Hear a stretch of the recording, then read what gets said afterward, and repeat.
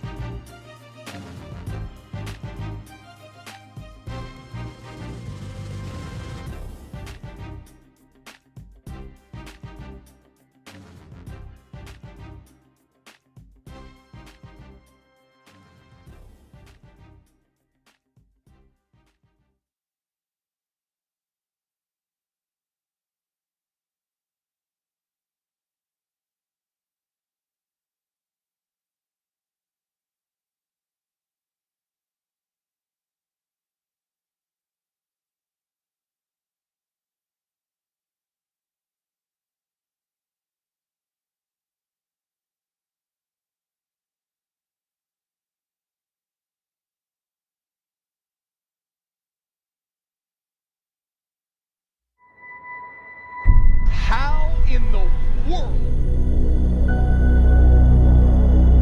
On 4th and less than a yard. The 5, touchdown. What a catch. Nice cut upfield to Pater. What a performance. Next up, it's the Mound Showdown as Marcus hosts Flower Mound, looking for a 3rd straight win in the series.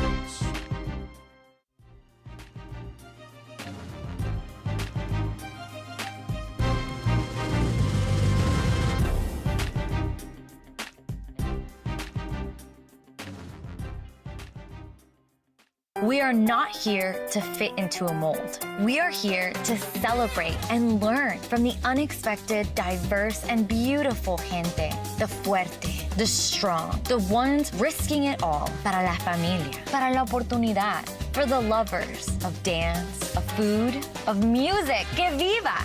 We're here to grow together. We are here to thrive juntos, celebrating our lives every day. La vida.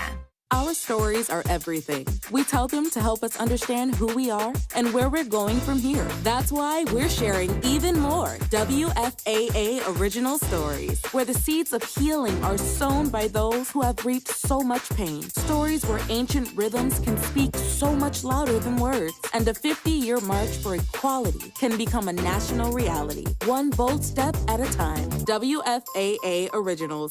Story is everything. Weeknights at 10. Misinformation, fabrication, and falsehoods. Fake news is on the rise, and it's coming from all sides. On WFAA News at 10, we're separating the fiction from the facts with our series, Verify. You ask the question. Our team verifies the answer. We find sources and get explanations. Have something you want verified? Find us online or email verify@WFAA.com. Watch weeknights at 10 on WFAA. The news can bring you down. That's why on Daybreak we balance that with I Am Up. Up on all the latest around town, sure, but also celebrity gossip, sports, and... Well, you've got to be up on the weather before you head out the door. And don't forget the... Traffic. We're up in all the hot spots. Plus, we are giving you plenty of reasons to smile. Because we are up with Daybreak. What about you?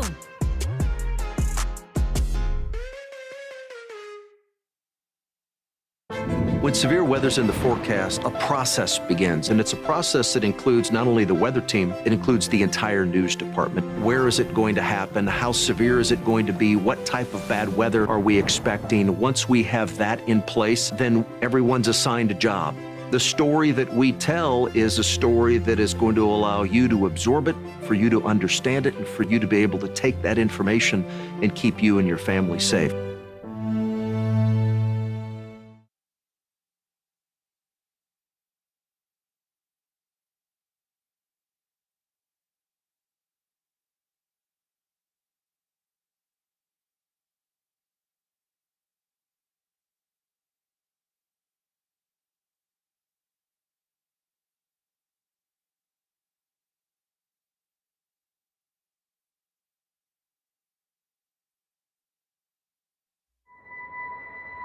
How in the world?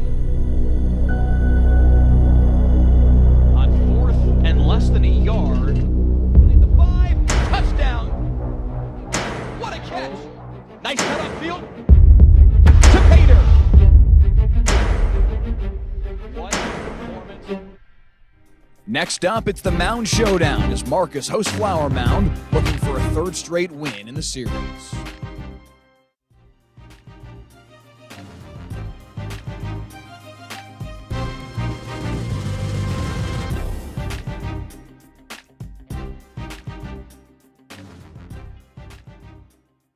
We are not here to fit into a mold. We are here to celebrate and learn from the unexpected, diverse, and beautiful gente. The fuerte, the strong, the ones risking it all para la familia, para la oportunidad, for the lovers of dance, of food, of music. Que viva! We're here to grow together. We are here to thrive juntos, celebrating our lives every day. La vida. Our stories are everything. We tell them to help us understand who we are and where we're going from here. That's why we're sharing even more WFAA original stories, where the seeds of healing are sown by those who have reaped so much pain. Stories where ancient rhythms can speak so much louder than words, and a 50-year march for equality can become a national reality, one bold step at a time. WFAA Originals. Story is everything. Weeknights at 10. Misinformation, fabrication, and falsehoods. Fake news is on the rise, and it's coming from all sides. On WFAA News at 10, we're separating the fiction from the facts with our series, Verify. You ask the question. Our team verifies the answer. We find sources and get explanations. Have something you want verified? Find us online or email verify@WFAA.com. Watch weeknights at 10 on WFAA. The news can bring you down. That's why on Daybreak we balance that with I Am Up. Up on all the latest around town, sure, but also celebrity gossip, sports, and... Well, you've got to be up on the weather before you head out the door. And don't forget the... Traffic. We're up in all the hot spots. Plus, we are giving you plenty of reasons to smile. Because we are up with daybreak. What about you?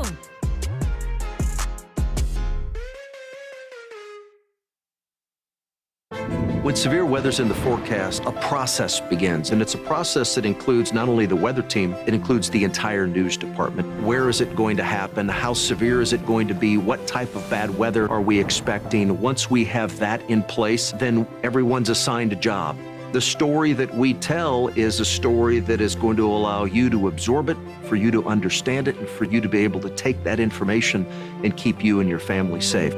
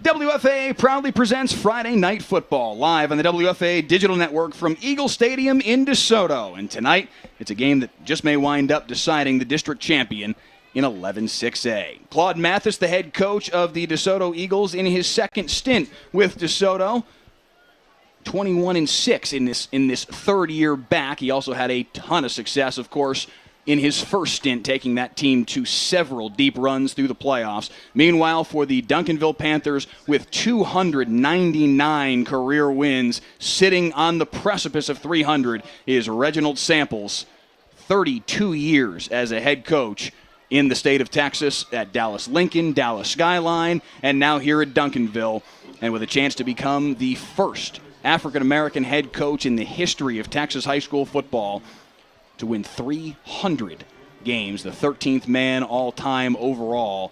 A major milestone that is right there for the taking, Julius, but DeSoto certainly wants to stand in the way tonight and make them wait just a week longer. Yeah, DeSoto definitely wants to stand in the way of that. Looking for a little bit of revenge from last year. They fell short in the playoffs, trying to avenge that. Well, it's going to be a good game tonight. Duncanville won the toss and deferred, so it is DeSoto has to kick it away. Jonte Cook and Mike Murphy deep to return. Two programs that do not like losing to one another. Squaring off tonight here in DeSoto, and it'll be a touchback off the opening kickoff. And the DeSoto offense, led by quarterback Matt Allen, will take the field. There is a flag after the kickoff there.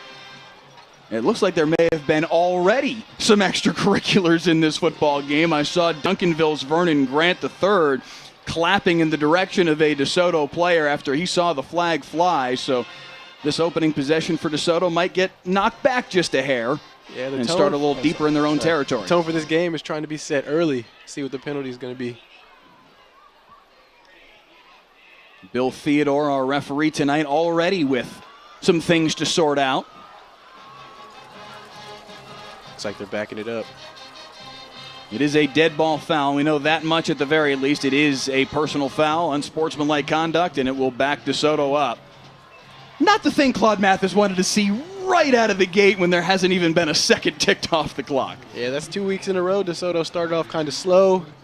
Let's see how they handle the pressure of starting in the shadow of their end zone. We saw that last week. They eventually went on to beat North Crowley 53-28, but they did start in an inauspicious fashion, giving up a long kickoff return and a very quick touchdown to fall in a 7-0 hole. Tonight, the penalty on the kickoff, and it will be 1st and 10 from their own 12.5-yard line. Matt Allen, the starting quarterback, firing it near side in the direction of Jonte Cook, his star wide receiver, but incomplete and out of bounds. That was some good coverage on the outside by number 15 there. Looked like he did a little bit of clapping towards the coaches. Get you the starting lineups here for the DeSoto offense and the Duncanville defense. Matt Allen, the starting quarterback. Jaden Trawick and Cameron Wright will both see sufficient time in the backfield for the Eagles, and a 4-man wide receiving core that is sensational. This time it's Trawick with the carry, just a sophomore, and nowhere to go for him. Jalen Bean, Stephon Johnson, Jonte Cook, and Mike Murphy on the outside. That is a ridiculous receiving core, and their offensive line is big and nasty and physical. But they've got a tough test over the course of this football game against the Duncanville defensive front. One key change, though, just in the last 20 minutes or so, we found out Amari Abor, who we hyped up as the player to watch tonight, as there's a flag here before 3rd down and 10. Matt Allen's going to try and run for it and get taken down short of the line to gain. It's Colin Simmons with the catch. Duncanville's secondary is doing a great job right now keeping man coverage with the receivers. We can go and roll through to those Duncanville defensive starters. Amari Abor, though, not playing tonight. We found that out just before kickoff. He was a touch-and-go situation, so you see him listed there as a starter, but that is a late scratch. He got injured. He hurt his shoulder, had a separated shoulder against South Oak Cliff 2 weeks ago. They thought that they were going to be able to have him back. Not quite, and as a result, he will not be out on the football field tonight. That's a big, big loss for that Duncanville defense. You see the linebackers there. Their secondary is talented as well, led by Demarion Coleman and Lamadrick Spencer. Keontae Williams, their corner. They've got a lot of talent on that defense. Those linebackers, though, that you saw a moment ago, very, very talented as well. They will replay this 3rd down. It'll be 3rd and 5 now after the penalty. It's going to be interesting to see how number 10, Anthony Gray, does filling in for Amari Abor tonight.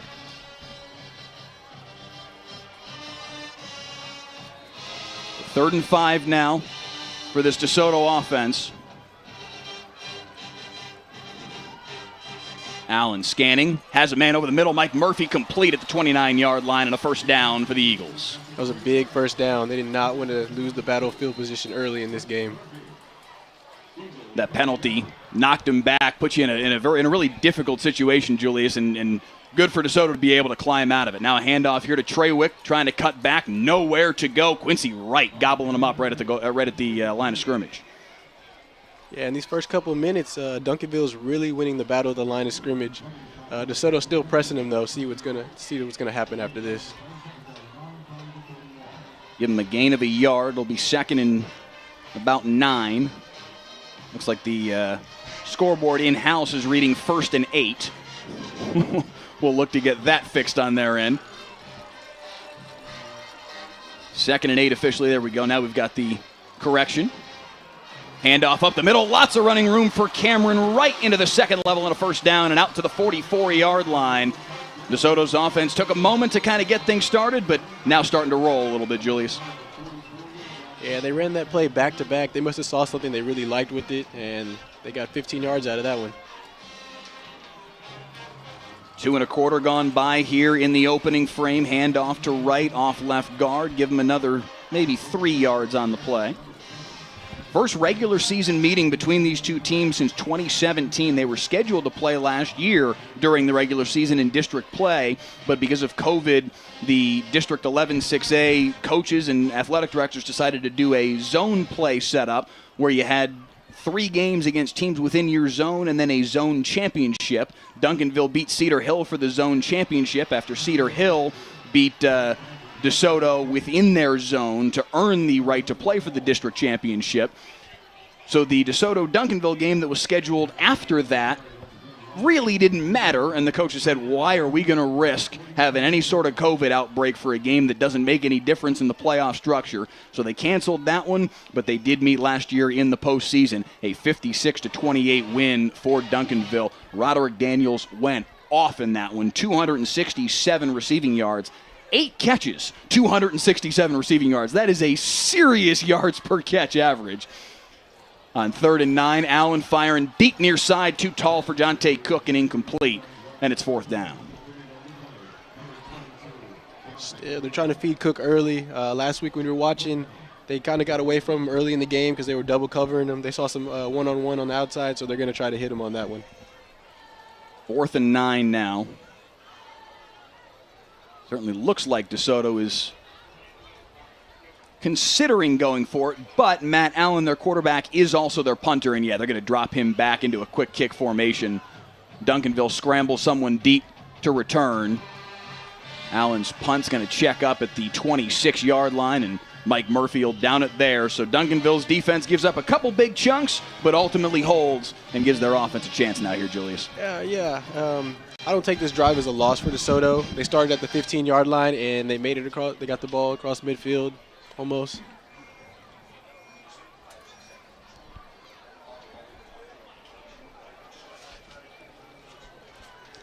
Now we're going to see what Solomon James does with this first drive right here. So Duncanville's offense comes out. Solomon James, the starting quarterback. A senior transfer from Corsicana. And he'll have 3 wides here on the first play of the game. Hand off to Malachi Medlock, who's had a big start to this season.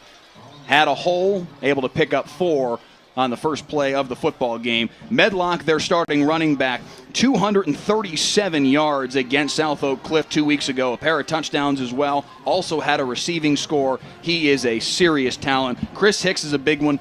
DeCorian Moore, you see his name just a moment ago there. That's a freshman wide receiver starting at Duncanville. Think about how good you got to be a freshman starting at Duncanville, but how about this from Malachi Medlock across midfield and down to the 40-yard line. Duncanville with a big chunk. Yeah, it looks like he's trying to start where he left off last week. Looks like both teams were trying to establish the run early, and Duncanville is having a lot more success with it right now. Once again, they'll go to Medlock, and Medlock again with a hole. Down to the 32-yard line. Hey, he's a tough runner. Took 3 DeSoto defenders to take him down just now.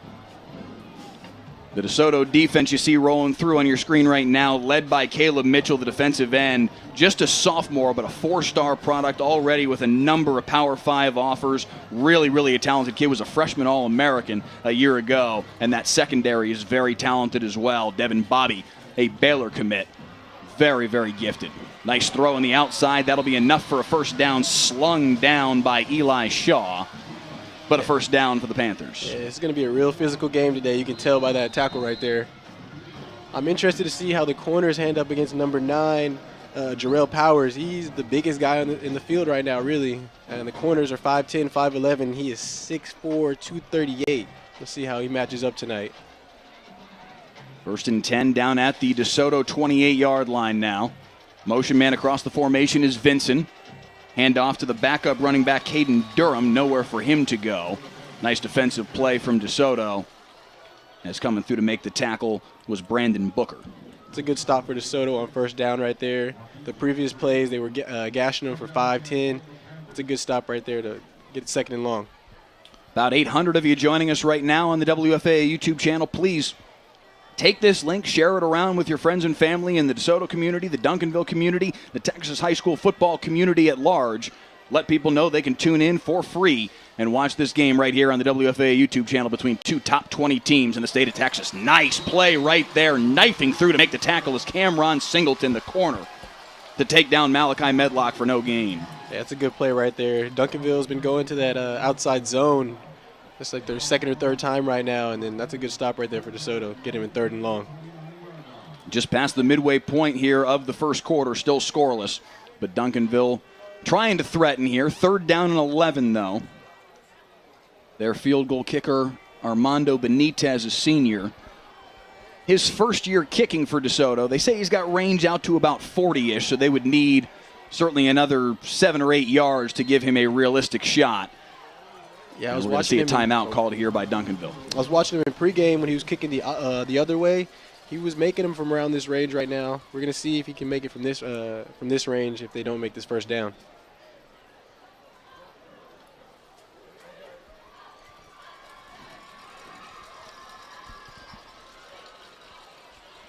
Mike Leslie joined by the newest member of the Friday Night Football crew, Julius Lewis, this year, a TCU alum, also a Mansfield High School alum. Played a little bit of running back, a little bit of cornerback, played against these two schools. I know when I called you a couple months ago to talk about being a part of the team, and I mentioned to you Duncanville DeSoto was our first game out of the gates, and I loved that your reaction was like, oh, man, all right, Duncanville DeSoto, let's go. Like that's a big-time matchup. Yeah, it's big time. Texas, across the country, everybody's tuning into this game right now. Everybody wants to see this game. There's a lot of Division I players in this game. Hopefully, a lot of these guys will be playing on Sundays as well. These two programs have put a combined 28 players in the NFL in their history.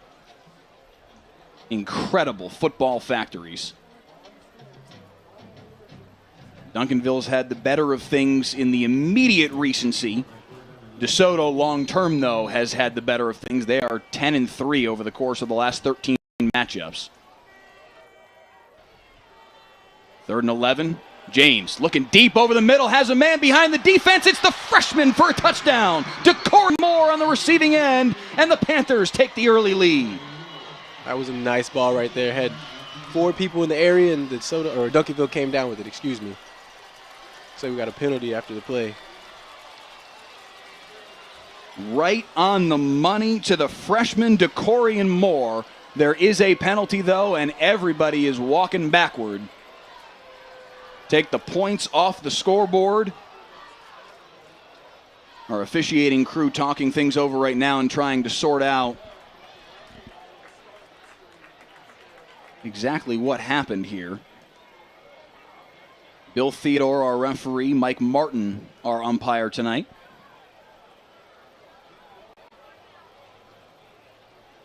Still discussing what was going on. You see the flag sitting there at the 33-yard line, which is right about where the line of scrimmage was the 34. Looks like a flag came in after the spike of the ball, maybe. So it's a hold during the play against Duncanville. So that's going to take the touchdown off the board. There is not yet any. Here we go. Now's the secondary penalty. And that's also going to go against Duncanville. I think that second penalty was for the spike after the touchdown. Yeah. Yeah, you could see one of the officials explaining to Bill Theodore, our referee, about the spike right afterward.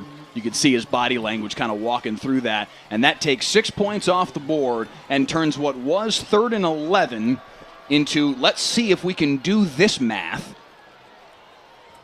3rd and 32, I believe. They've got to get to the 18-yard line. I think I'm right. 3rd down and 32. It is not 3rd and 21. It's a lot more than 21. I know that at the very least. Let's just call it 3rd and extremely long for now. They're just going to hand it off to Malachi Medlock and live to fight another day. But a tough blow for Duncanville. What they thought was the opening score of the football game taken off the board. Yeah, for Duncanville, you really don't want to see that. That was a great drive for them. It just got killed on 2 penalties. So Duncanville will have to punt it away. The touchdown reception for the freshman, DeCorey Moore, taken off the board. He's a stud, by the way. Think about how good you've got to be a freshman starting at Duncanville, especially at wide receiver of all positions. Already has 4 scholarship offers: Florida, Kentucky, Pitt, and Tennessee. Beg your pardon, Kansas, Pitt, and Tennessee. And that goes over the head of the punter. Benitez able to get back to it and calmly kicks it away. What a play by Armando Benitez to save a whole bunch of field position. That's going to check back to the 31-yard line. But Armando Benitez, fortunate that there was no rush in that situation, but a big moment there that Benitez just saved for Duncanville. Yeah, definitely. Duncanville did not want to see that go towards DeSoto's way. I think they were in their punt safe look. That's why they didn't rush. Another thing to keep an eye on, I just watched Caleb Mitchell, the stud sophomore defensive end for DeSoto, limp off the field, and he is frustrated, just slammed his helmet on the bench. He's a kid that had been banged up over the course of the last couple of weeks. They said his ankle was dinged up. They were going to hold him out or at least limit his play against North Crowley a week ago in hopes of having him available for tonight.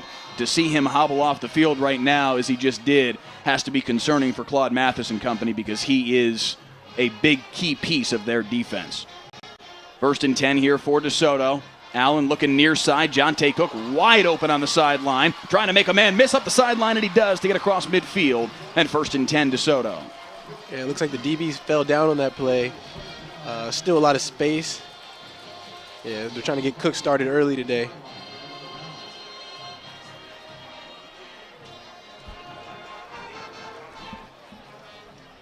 Looks like DeSoto's trying to pick up the pace here.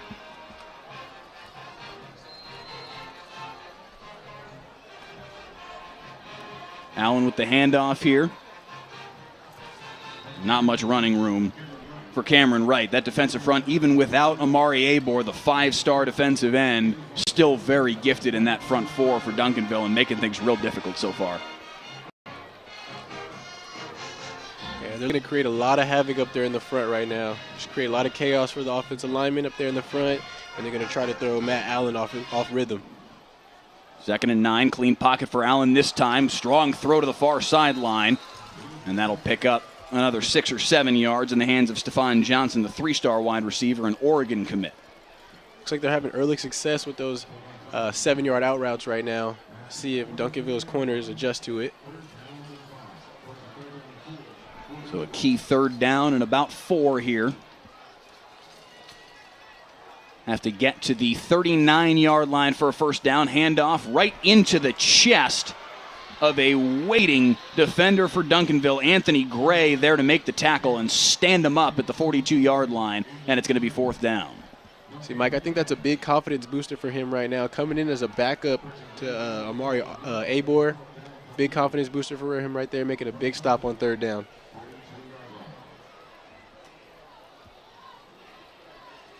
See what DeSoto does here. This would seem like a prime spot to actually go for it if they want to. 4th down, they've got to get about 3 yards here. Allen hasn't backed up into punt formation yet. We will see him quick kick it out of this spot if he needs to. The snap gets by him. Able to scramble to get it, but nowhere to go, and the fumble is out.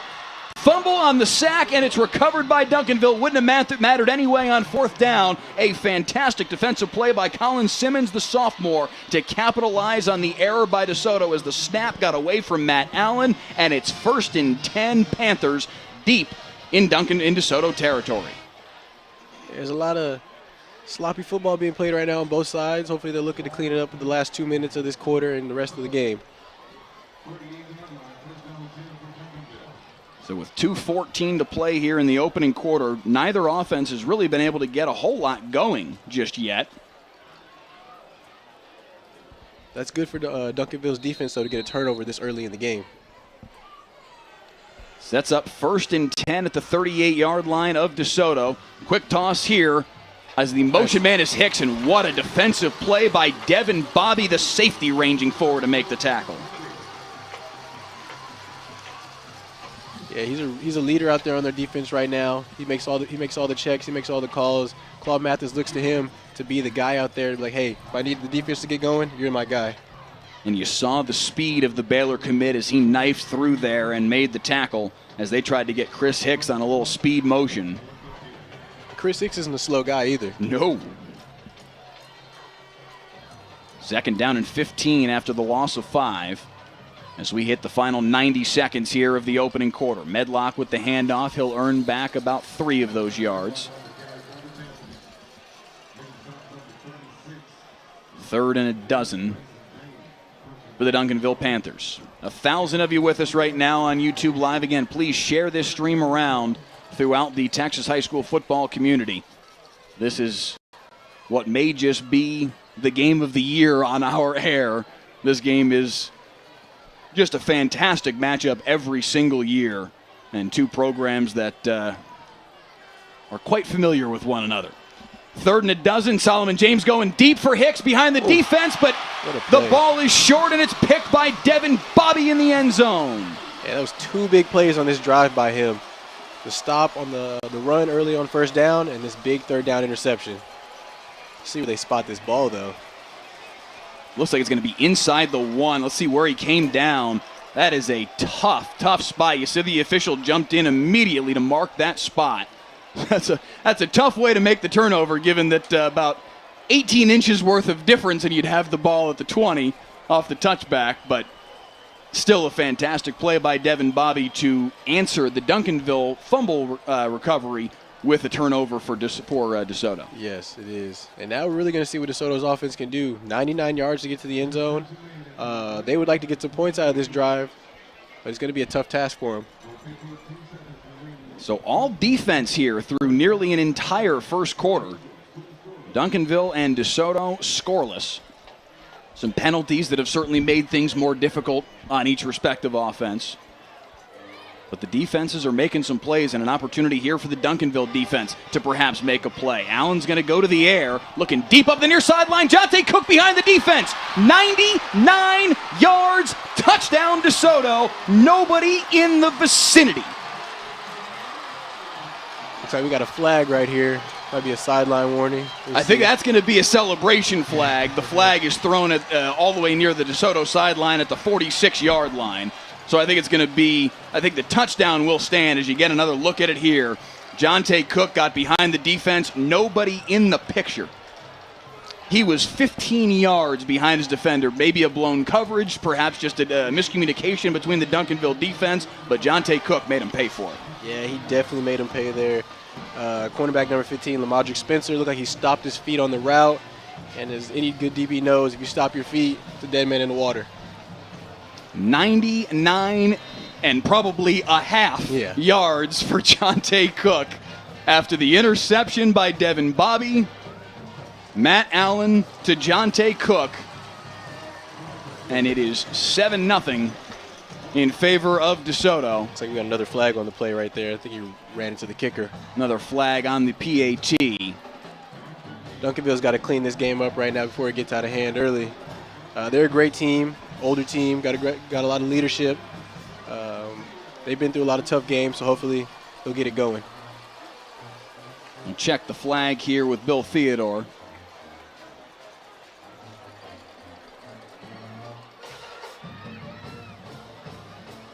Going to be roughing the kicker against Duncanville. It's going to be assessed on the kickoff. And I don't know about you, I have always been a fan in this scenario where you get that free 15 yards on the kickoff. So now you're kicking off from your opponent's 45-yard line. Why not kick an onside kick? Go ahead. Why not? But Jonte Cook, you see him right there, the star of the moment. 99 yards will never be exceeded. The longest play in the history of Friday Night Football. It is. That's big for him, though. Last week he had 4 receptions, 44 yards, 1 touchdown. Already doubled that, actually, in the first quarter. That's big for him right there.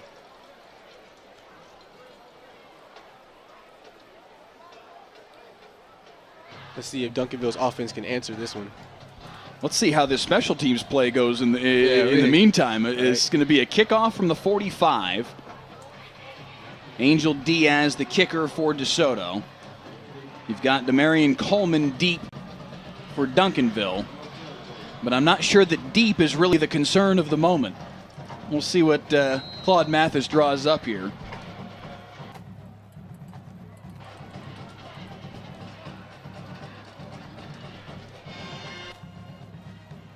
They're just going to go ahead and kick it deep. Not even take the chance. I don't know. I'm always, because worst case scenario, Duncanville pounces on the ball at the 34-yard line. You're not giving up bad field position. It's maybe a little bit. It's certainly 14 yards better than, I beg your pardon, 9 yards better, because they'll bring it out to the 25 now. 9 yards better. What's the difference? Why not take the chance at another possession? I would take the chance. Your defense played good those first 2 drives. Why not take the risk? But we'll see how this pans out for Duncanville's offense. Doesn't hurt DeSoto, but we'll see how it goes. 40 seconds to play here in the opening quarter. Solomon James and company back on the field now in a 7-0 hole. Already this game looking much different than last year's 56-28 win that Duncanville had over DeSoto in the Region 2 final, but a nice carry here from Malachi Medlock for a first down. Duncanville jumped all over him, led that game 35-7. DeSoto made a nice comeback there in the fourth quarter, got within 14 at one point, but they were never able to get any closer than that. and Duncanville pulled away for a 4-score win. Tonight, though, 7-0 in favor of DeSoto here late in the first quarter on the brand new turf here at Eagle Stadium. Yeah, this turf looks great. I remember playing back here in high school, 2014. I'm not gonna say it was rough out there. Left with some turf burns. Hey, they know. That's why they fixed it, right? Yeah. You said you had some new cleats that were torn up, right? Yeah. There was just nothing left of them. Bought some new cleats before the game. Thought I was gonna look great. For end of the first quarter, I was like, oh yeah, trash can. Final 3 seconds here of the quarter. They will snap it. James looking at the air over the middle from Vincent. Nice play, diving across to make the stop for DeSoto. And that will bring the opening quarter to a close. 7-0 in favor of the DeSoto Eagles on a 99-yard Jonte Cook touchdown reception. This one could be fun. Oh, yeah. It's gonna be we'll see you for the second quarter. We'll be right back.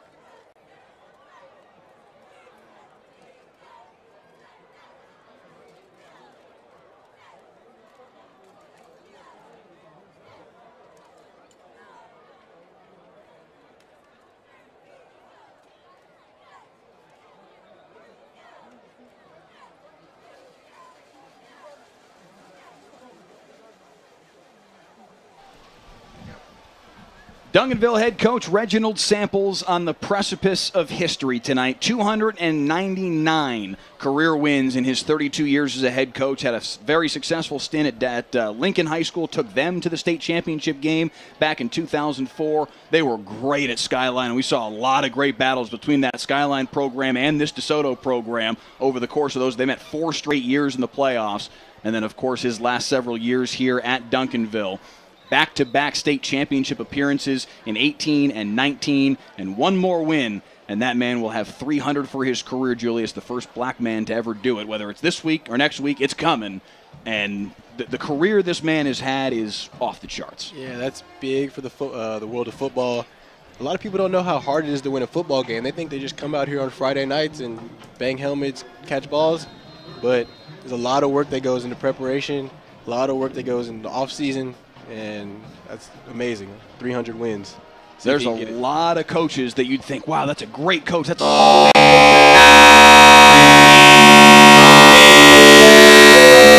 Bobby's there again, nearly picked it off again. Devin Bobby step for step with the freshman Moore, and he knocks it away. Yeah, he was in great position. This is the play that they scored on earlier that was taken back. They tried it again, and they were not that successful with it. Devin Bobby's having himself a great first half right now. Almost came away with another one. His interception, of course, set up the long touchdown reception for Jonte Moore. 11:53 to play here in the second quarter. And Duncanville's going to have to punt it away here. Better snap this time around, and Benitez able to get a good foot on it. Spiraling kick fielded at the 22-yard line. An opportunity here for DeSoto is Jamarian Ravenel getting up the right sideline. Ravenel across midfield. Ravenel down to the 40-yard line, down to the 35. Jamarian Ravenel with a fantastic return. And DeSoto with great field position and a chance to add to their 7-0 lead. Yeah, DeSoto's got all the juice right now. Offense, defense, and special teams, they're at it at all phases. Another look at it here. Jamarian Ravenel beat that first man, got to the corner, picked up a nice block right there on the outside by Greg Edwards, and he was sprung up the sideline. Yeah, initially it looked like the Duncanville was going to rally to that one, but he's an athlete and made a wonderful play. Caleb Kenny saved the touchdown for the Duncanville Panthers.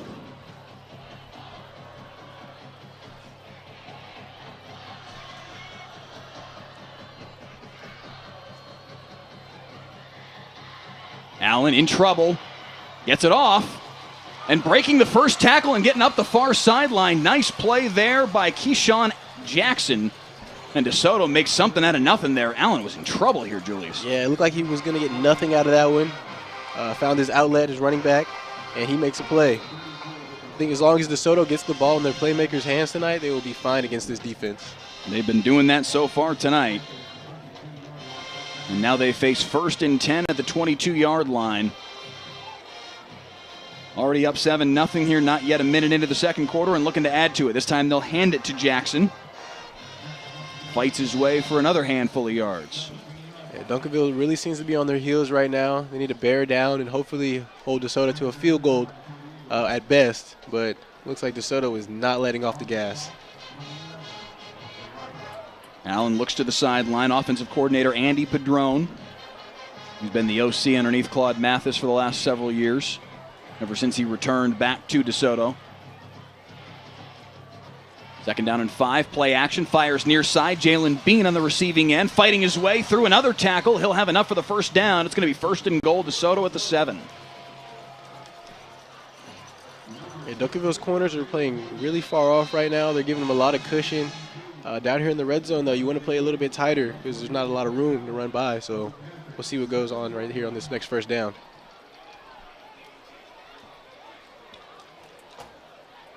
DeSoto leading 7-0 on the 99-yard touchdown pass from Matt Allen to Jonte Cook, and looking to add to it here after the kickoff return, or punt return, I should say, from Jamarian Ravenel. See if they take advantage on the one-on-ones. Near side, touchdown wide open, Stephon Johnson. And DeSoto takes a 2-score lead. The Oregon commit on the receiving end, and DeSoto's got another. I don't think you can play that far off down here. Like I was just saying, a little bit too much room right there. Easy on the out route. Another look at it here. Yeah, you can't back yourself into the end zone that deep. Demarion Coleman in coverage, the safety, and looked to his fellow defensive back, Keontae Williams, both of them palms to the sky. There may have been some sort of miscommunication there, but DeSoto with an excellent play design. Stephon Johnson, a great route, and got himself wide open. And DeSoto with a 14-0 lead. Yeah. 2 minutes in here to the second quarter. Yeah, Duncanville's really going to have to work on the sideline, talk about what's going on right now because things are looking to get out of hand early in this game.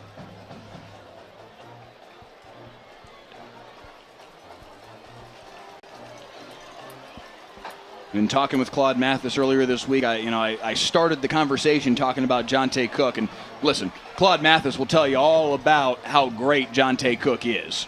He's the one who told me a year ago. At that point, nobody was really. He was a sophomore. Recruiting the recruiting scene for a sophomore, it can be a little soft.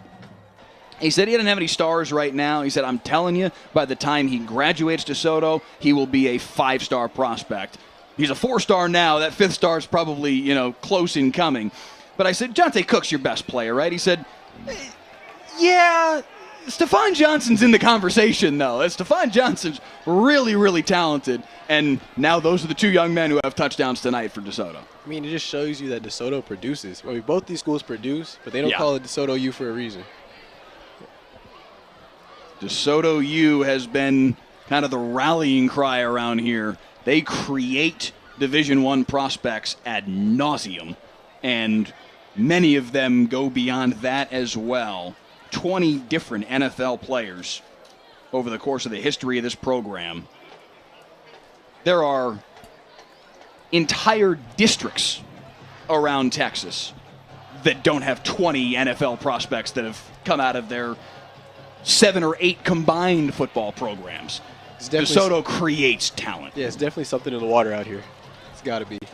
The I-20 corridor, man. DeSoto, Duncanville, Cedar Hill, Mansfield. A lot of the Mansfield schools regularly have really good programs. Timberview was fantastic a year ago. Summit was fantastic a year ago.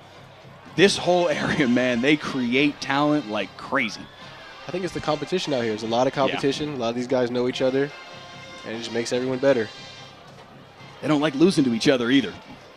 Short kick here, fielded at the 21-yard line. Chance here for Davion Blewett. Gets through the first wave, but taken down at the 38-yard line. So good field position here for Duncanville. What's the focus right now for the Panthers as a team in a 14-0 hole? This is a team that is used to making perfect runs through the regular season. Now, their loss that they have is to Mater Dei. That's a different animal, so take that with a grain of salt. But they're not used to losing. Already with a loss this season, now staring at a 14-0 deficit. How do you kind of rally in this situation? First of all, I think they should need to clean up the small things right now. Too many penalties, just shooting themselves in the foot. They seem to establish the line of scrimmage and then get the ball out to their playmakers. 1st and 10, handoff to Malachi Medlock. He certainly is on that list of playmakers for them. His stat line a couple weeks ago against South Oak Cliff in their most recent game was fantastic. 35 carries, 237 yards, and 2 touchdowns. They're going to need him to make these final 3 quarters look an awful lot like that tonight to be able to chunk away here and come back on the DeSoto Eagles. Yeah, I would like to see if Duncanville is going to open up their passing game a lot or at any the second quarter. They got some weapons on the outside. Let's see if they use them. Handoff again here for Medlock and nowhere to go. Knifing through to make the tackle. Nice play by Brandon Booker. We've called his name now a couple times tonight. Just a sophomore. Yeah, there's a lot of guys going to have to step up in this game. Even though this is a big game, they got to keep level heads, do their assignments, and make sure just play clean football. As long as you do your job, the plays will come to you. James rolling out, firing over the middle, incomplete. Was looking for the big wide receiver / tight end Jarrell Powers, a Florida State commit, but not able to hook up with him. And 4th down once again, a 3 and out after great field position for Duncanville. Nothing doing, and a quick punt here for the Panthers. Duncanville's going to come back to that one. They had Chris Hicks wide open on the sideline. Wide open, running down the 40. Certainly something that offensive coordinator Steven Jackson will talk through with their quarterback Solomon James on the sideline here over the course of this upcoming DeSoto possession, because Duncanville needs to find those opportunities right now. What's going on here? A little bit of miscommunication. Yeah, I don't think anybody knew the play was started except for the punter. Oh, here we go. Nice move by Ravenel. Another nice punt return. This time Noah Ponce coming through the center, making the tackle. It's always good to see a big man make a tackle. He was fired up about it, too. Ponce, the transfer from Nolan Catholic. Junior center, starter for this Panthers offense. Also their long snapper and getting down there and making a play. Hopefully he can bring some energy to that Duncanville sideline right there. This is a big drive for their defense. It's hard coming down from 3 scores. That's the potential scenario they're staring in the face right now as DeSoto takes the ball back up 14-0, 1st and 10 at their own 35. Quick pass to the near side for Jalen Bean. Met quickly, a nice job by the near side corner Keontae Williams to get off the block and make the tackle. Yeah, that was a good play right there. It was a 2-on-1. Had potential to get at least 5-6 yards on that, and he held it to a 2-yard game. So that's a positive for this first drive, or first down drive. Gain of 2 on the play. 1,300 of you with us now on the WFAA YouTube channel. Again, please share this feed around with your friends and family in the DeSoto community, the Duncanville community, the high school community across the state, as this is a game that anybody might want to tune in and watch that's a high school football fan. Again, they come near side for Bean. Close to first down yardage, but it'll be 3rd and 1. Yeah, they ran the same exact play right there. A little different result. It's a big 3rd down right here.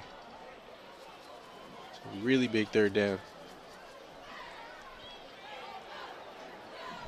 At Eagle Stadium in DeSoto, Texas. 11,000 the capacity here. Built in 1986. Short. Stuffed there. Yeah, based on that mark from the far side line judge, he's going to be short as they handed it off to Keshawn Jackson. Nowhere to go. And it's 4th down and a bit of a decision here for Claude Mathis. You'd think up 14-0, you probably play it safe and punt it away, but I feel like they should have ran that play again on the outside. Tight formation here. And they are going to go for it. Jackson with the carry. Very close, but he's going to have it. That's enough for the first down. Duncanville almost had him off the field right there. So we got a player down right now. Okay, he hops right up. Vernon Grant III came through to make the tackle, tried to stuff him in the hole, just a half a step late, and unable to stop him from gaining the first down there on 4th and short. Vernon Grant III, the son of the late Vernon Grant Jr., who played for Duncanville in the early 2000s, played at Oklahoma State, had a nice career there.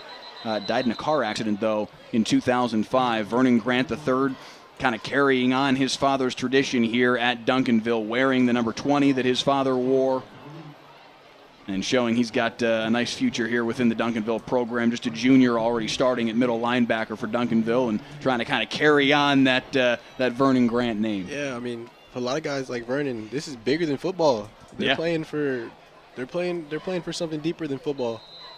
And that's why a lot of these guys do it. So we had a penalty right there. We backed him up 5 yards. Sets up 1st and 15. High snap there for Allen, but he corrals it, fires near side. Jalen Bean incomplete, in and out of his hands. Ball was a bit high for him. Yeah, it looked like the snap might have threw off the timing just a little bit. Almost 2 bad snaps right there for the center, number 50, David Williams. And it's amazing how something that simple, though, can throw off the timing of a play like that where you're expecting the ball at a certain moment, and it just that little bit can make the difference between a successful play and not. Yeah, exactly. He had a little bit of time there. Might have rushed it towards the end, but looks like he's going to take off right here running. Trying to make something happen here on 2nd and 15. Gets to the sideline, picks up 4 or 5. Back to the original line of scrimmage and sets up at least a somewhat more manageable 3rd down. But this is a key opportunity for Duncanville where you got to get off the field. Yeah, they really need to get off the field right here. Give their offense another chance. Middle of the 2nd quarter right here. This is a key down in this game right now.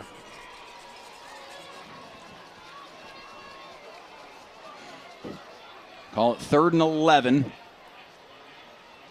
From right at the 45-yard line in DeSoto's territory. A little bit of a high snap once again. Allen stepping up in the pocket, firing deep right sideline, and that one again too tall in the direction of Jonte Cook.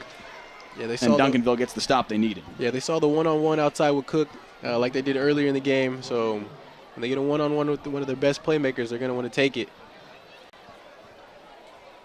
So now, as we mentioned before, Matt Allen, the quarterback for DeSoto, is also their punter. They won't really go into a true punt formation most of the time. They'll just line up in an offensive look and have their wide receivers go down and cover the punt and punt out of a quick kick formation.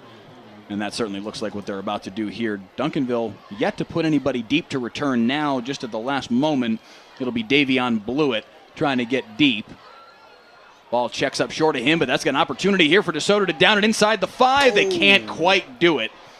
Jonte Cook and Mike Murphy both trying to get to it. Cook trying to argue that he touched the ball before it got to the line, but that's not the rule. The ball went into the end zone. He's trying to argue with the official. He's like, yeah, that's not how it works, man. Yeah. That's a touchback, and it'll come out to the 25. Yeah, you're not going to persuade those guys. You're just not going to win that argument. It's just not going to happen. That was a missed opportunity right there for DeSoto. They could have had them at the 1-yard line. Put a lot of pressure on Duncanville's offense. They got bailed out with that one. So instead, it's 1st and 10, beg your pardon, from the 20-yard line. Touchback after a punt comes back to the 20. And it is 1st and 10 for the Duncanville Panthers. Trying to finally get something going here offensively. We'll see if they can. Medlock with the carry once again. Cuts up field. Nice cut. 1st down and then some. Has some receivers blocking out in front of him. Stiff arms his way through Devin Bobby close to midfield. A nice run to start the possession for Malachi Medlock. Yeah, it looks like they're going back to that outside zone they were running in the first couple of drives. They found success with it early, so they were like, let's go back to it. Let's get our guy the ball, get him in space. Because they're going with it again on the other side.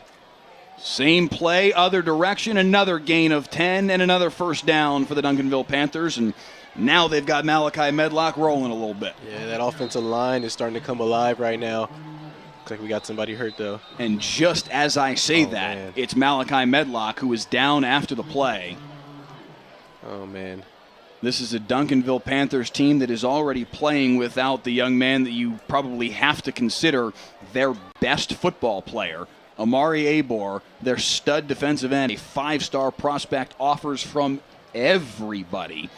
Out tonight because he separated his shoulder against South Oak Cliff 2 weeks ago. Wasn't quite good enough to be ready to go tonight, and they made the late decision late in this week to not play him this evening. And now Malachi Medlock, who, let's be frank, has been the only real successful offensive player so far for Duncanville, now hobbled and walking off the field with the assistance of the trainers. Yes. Alec Hawkins, Paolo Cabrera, Ricky Webster, the trainers for the Duncanville Panthers program, and that is a really bad sign for Reginald Samples and company. Yeah, this is not what you want to see right now. If you're Duncanville, he wasn't putting a lot of weight on that ankle when he first got up, but once he got towards the sideline, it looked like he started walking a lot less gingerly. But next man up, that's the rules of football. Solomon James tipped over the middle. Dangerous pass, falls incomplete.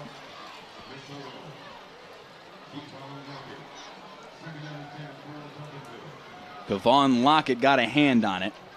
It'll be 2nd down and 10. You got to hope that Malachi Medlock can walk it off and get back on the football field.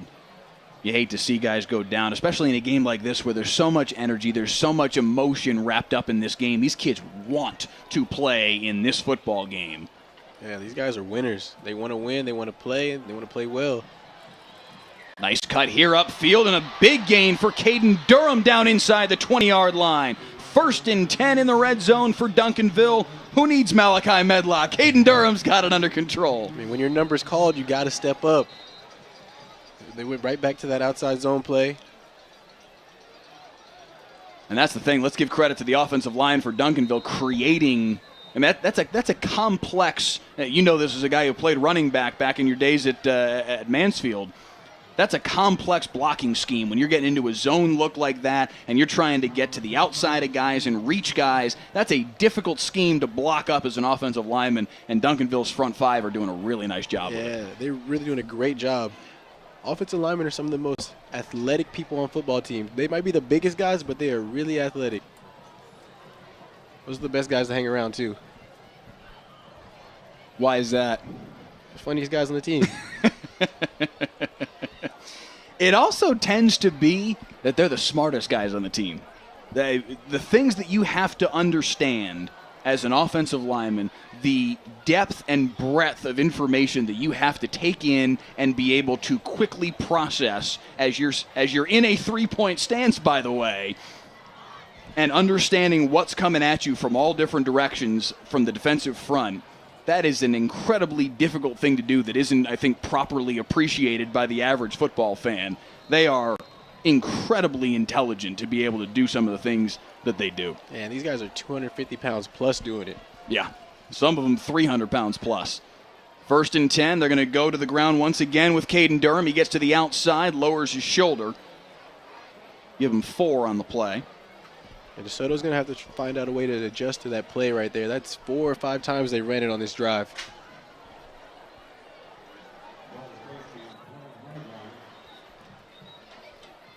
Another stoppage here. So we got an official's timeout. 1 timeout taken by each team so far in the half. 5:33 to play, 2nd quarter.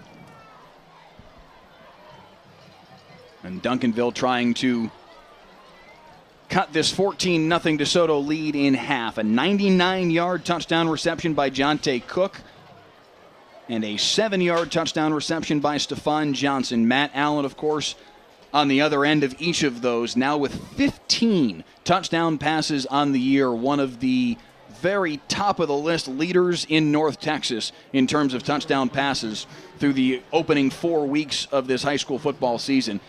This is his first full year starting. He saw some time last year, but Matt Allen off to a really nice start for DeSoto. Duncanville, though, Julius trying to answer here on 2nd and 8 and try and cut the lead in half. Yeah, this up the middle, and that's Malachi Medlock back on the football field. Very good sign for Duncanville. As Medlock was not off the field for long, banging off bodies in the middle, and that's close to 1st down yardage. It'll be 3rd and 2. Yeah, it looks like he got that left ankle spatted up right there, so hopefully he'll be good to go for the rest of the game. Might be feeling a little bit tomorrow, but hey, these are tough guys out here. A little extra stability, though, doesn't hurt with the spat. Medlock with the carry once again. Again, bounces off a tackler, and it's 1st and goal, Duncanville. Yeah, he came off the sideline with a lot of juice right there.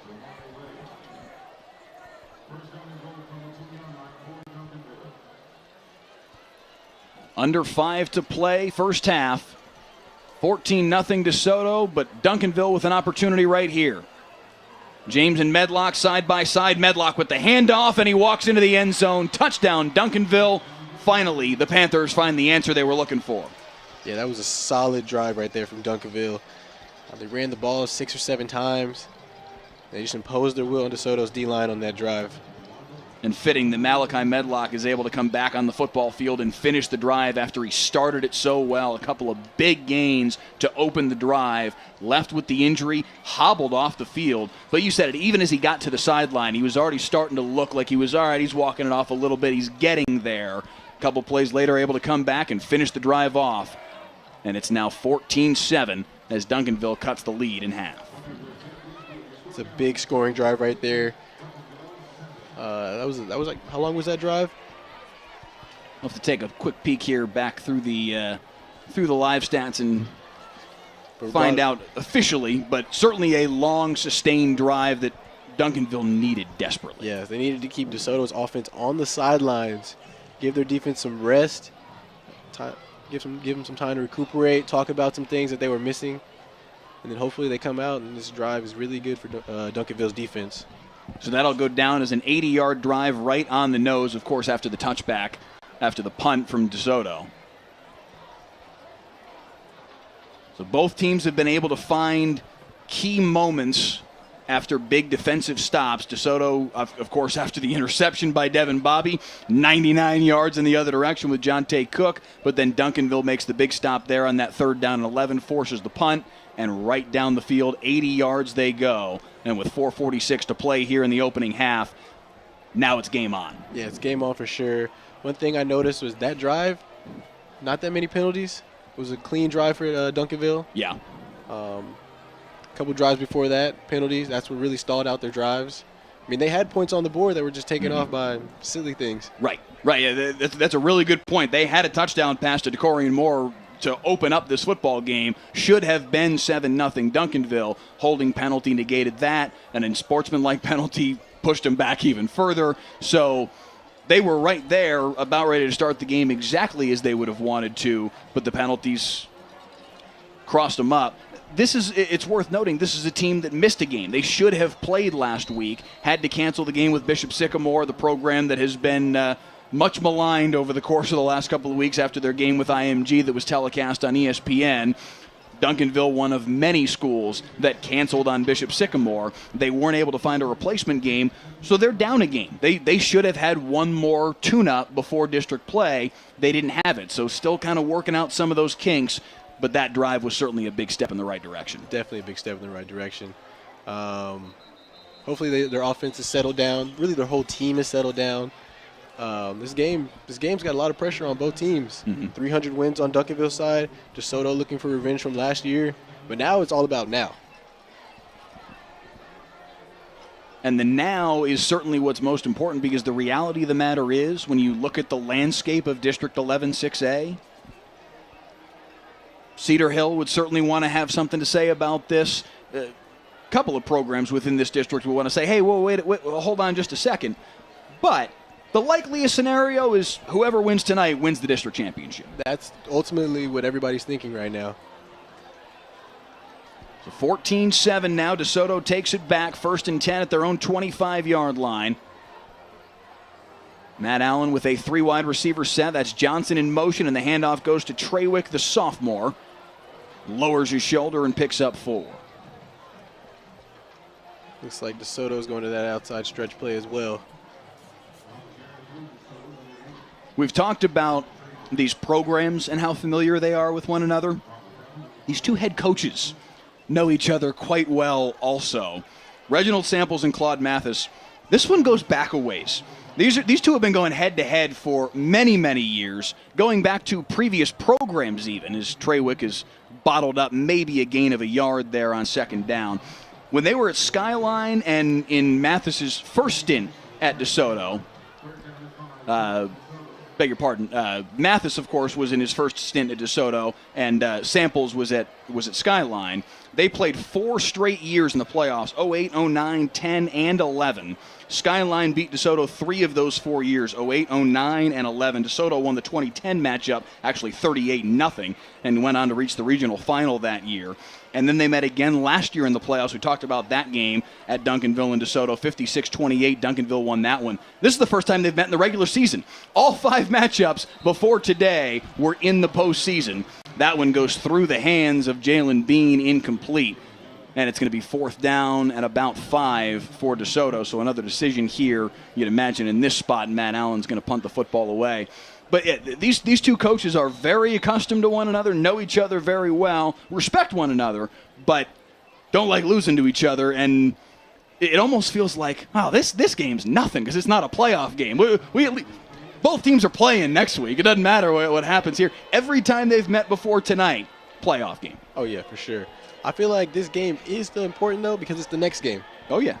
It's the most important one is the next one. And this is the next one right here for them. That history, though, between the coaches just adds a little extra spice to the matchup. Yeah. And, I mean, like we were just saying, winner is likely the district champion. This has major implications on playoff structure in terms of who goes where, who slots into what spot in the playoff bracket. Your path to the regional final and possibly a rematch is either much easier or much harder based on whether you win tonight. It's not that often you get games this early in district play that are going to decide what goes on at the end of the district. Yeah. 4th and 5 here for DeSoto, and telegraphing punt as much as they have all night.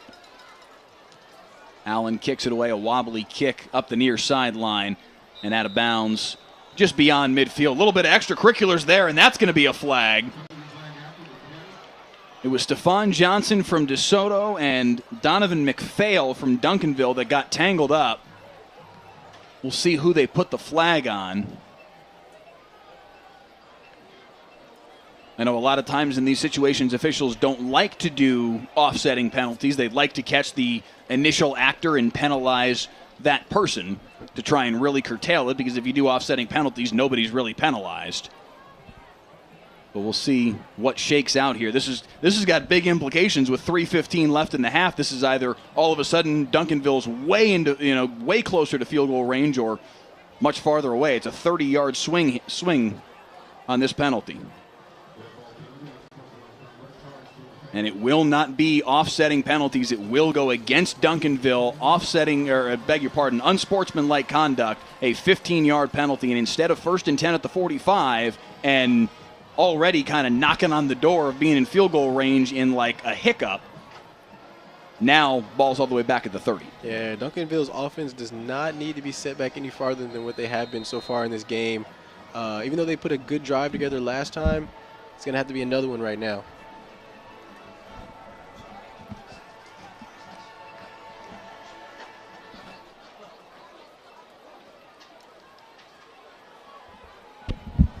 James hit as he throws, nearly caught anyway. Marcus Vincent nearly made a fantastic catch, and he might have had an opportunity to rumble for a while. Yeah, that would have been a great catch if he was able to complete it. Good job right there getting the ball out for number 3, Solomon James. He's under a lot of pressure.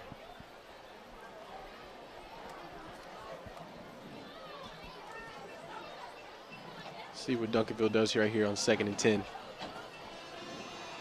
Duncanville with 2 timeouts remaining. DeSoto with just the 1. 3 minutes and 11 seconds, though, an eternity. Pass goes far hash mark, complete at the 35-yard line. Chris Hicks on the receiving end. Yeah, he did a good job finding the open man right there. All 3 of his other looks were covered up. Easy pitch and catch for him. Big 3rd down coming up for Duncanville. 2 wides to the left for Solomon James. Rolling. Pass is caught at the 45-yard line as he flips it over the top for a 1st down. Malachi Medlock waiting as the escape hatch, and James found him. A great protection right there by the offensive line.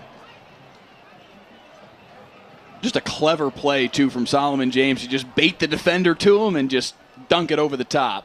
And it's 1st and 10, and they've now gained all those penalty yards back and then some. 1st and 10 at the 48-yard line. That was a really veteran-savvy play right there by him. Motion man across the formation is the freshman DeCorian Moore.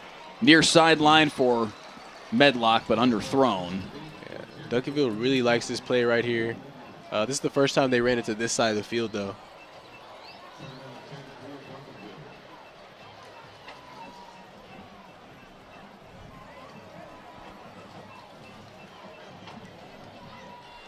Each time they ran that play, a different receiver has been open.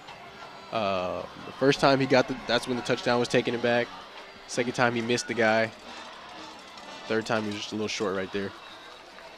Medlock again on the zone run, picks up about 4 on the play, makes 3rd down a bit more manageable. 2 and change now on the clock. At this point, Duncanville in no hurry. No rush. 2 minutes, 2 timeouts. Just play your game. Key factor in all of this, it will be Duncanville football at the start of the 3rd quarter as well. Caden Durham in now for the 3rd down run, and he's got a lot of running room up the left sideline. He was just inches away from being able to tiptoe up that left sideline. Yeah, if he would have made one more guy miss right there, he might have been in the house for 6. Some great blocking on the outside right there by number 14, Davion Blewett. Eli Shaw was hanging on for dear life on the edge for DeSoto, trying to get off the block and get just enough of Caden Durham to push him out of bounds. But another big gain for the Duncanville ground game, and it's 1st and 10 at the 31 in DeSoto territory. A lot of different guys are stepping up for Duncanville right now. They may not be touching the ball, but they're impacting the game. Hicks in motion across the formation, play action to Durham. James, deep ball right sideline, too far and incomplete. Some pretty decent coverage right there. Even though Chris Hicks is a speedster, defensive back had pretty solid coverage right there. 1,700 of you with us right now on the WFAA YouTube channel. We do appreciate you being with us tonight for Friday Night Football. Mike Leslie and Julius Lewis here with you in the booth. Our director, Clay Marshall. Photographer Dwayne Watkins, Raul Garcia. Our digital coordinator back in-house, Nick Blackhall. Our technical director is Don Hazen. And the executive producer of Friday Night Football is Sean Hamilton. Little cross up in the backfield, and that springs Caden Durham up the left sideline. Caden Durham to the house. Touchdown, Duncanville. An extra point away from tying it up. Yeah, they went back to that zone play right now. This time he cut it up inside. A couple missed tackles right there, and then to the house. 31 yards for Caden Durham, and the ground game for Duncanville is working. He may be 5'9", but he does not run like it. This guy is really tough to bring down. Just a sophomore and making plays in the biggest regular season game for either of these two programs this season. That's big right there with Malachi Medlock. We don't know how he's feeling right now. Caden Durham really stepped up.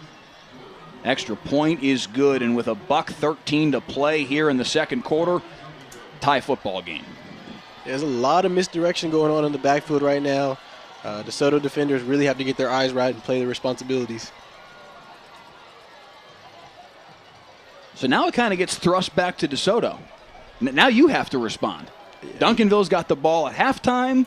I don't know that with 1:13 and only one timeout, field goal range for Angel Diaz, maybe 45, maybe somewhere in that ballpark. We'll see if they decide to try and do something with these 73 seconds.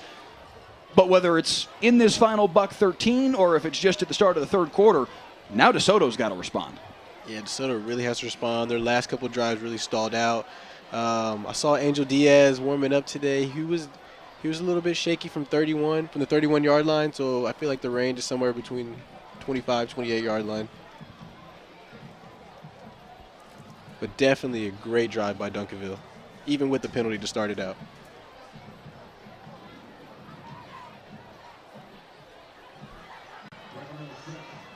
But we did see DeSoto score in one play, so you know they have capability of doing it. Goes down as an 8-play, 70-yard drive for the Duncanville Panthers. It's 2 long drives for them, really establishing the offense. And again, we said it before, but bears repeating, the offensive line is moving some bodies tonight for the Duncanville Panthers to create running lanes for Medlock and Durham. Yeah, these guys are great. These guys are humongous guys. Well, just look at Cameron Williams, 6'7", 350, and he can move. 6'7", 350. Yeah, I see why Oregon wanted him, or wants him. What was your playing weight? And I was light. That's what I'm saying. I was probably like a $145 soaking wet. Really? Yeah. So you're probably listed at 160? No, I was probably listed like 150 maybe. But I can move though. So you didn't want to see 6'7", 350 coming out on the edge to block you though, I'll bet. Oh no, he could not get me. I'm running around him. I'm running around him. Cut blocker running around. Minute 13 to play here, second quarter, after the touchback on the kickoff. 1st and 10 from the 25 for Matt Allen and company. They've got the one timeout. We'll see what they try to do here. Long throw far sideline. Mike Murphy up the right hash. 1st down and then some, out to the 46-yard line. A nice start to the drive, if nothing else, for Matt Allen and company. Yeah, see if DeSoto picks up the pace right here. Try to catch Duncanville on their heels. 1 minute even on the clock as they set. Allen's got the snap. Pressure from behind. Has to throw it away. He had a man on his back, jersey in hand, and fortunate to escape. Yeah, Matt Allen's a pretty big guy. He's 5'10", 200 pounds. You're going to need more than one hand to bring him down. Really good job getting out of that tackle and throwing it away. Saving some time for DeSoto.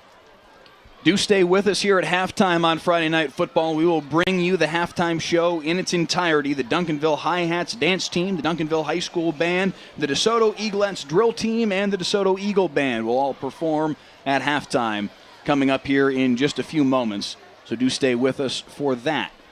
And then, of course, the second half of what has turned into a heck of a football game. Nearly picked. That would have been 6 for Duncanville, in and out of the hands of Lamadrick Spencer, and he can't believe he didn't hang on. There was some miscommunication on the outside. Lamadrick's really got to come down with that one. He's thinking about his celebration before he got in the end zone. He's seeing all that brand new green turf here at Eagle Stadium in front of him. Nobody would have had a prayer to stop him. Soto really got lucky on that one. Very, very fortunate was Matt Allen in this DeSoto Eagle offense. Let's see if they can capitalize. Now a flag here at the snap, and they're going to give 5 yards back. DeSoto's going to have to clean it up. Their last 3 drives have been the exact opposite of how they started the game. Looks like they're losing a little bit of energy on that side of the ball. Got to pick it up. Hopefully they can turn, was this 3rd and 15? Hopefully they can do something with it, get something back in the battlefield position. 47 seconds to work with. Duncanville does still have those 2 timeouts left, so at this point on 3rd and 15, you wonder if Reginald Samples doesn't think, hey, could we steal another possession here to try and do something quick before halftime? Looks like DeSoto called their last timeout. Yep. Claude Mathis burns his 3rd. So you going for the first down here, or you running the ball to burn the clock?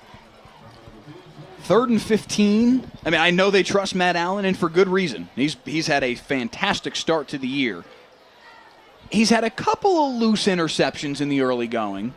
I think in this moment, 14-14, frankly, all of the momentum right now is with Duncanville. I think this might be the spot to kind of hold your cards close to the chest.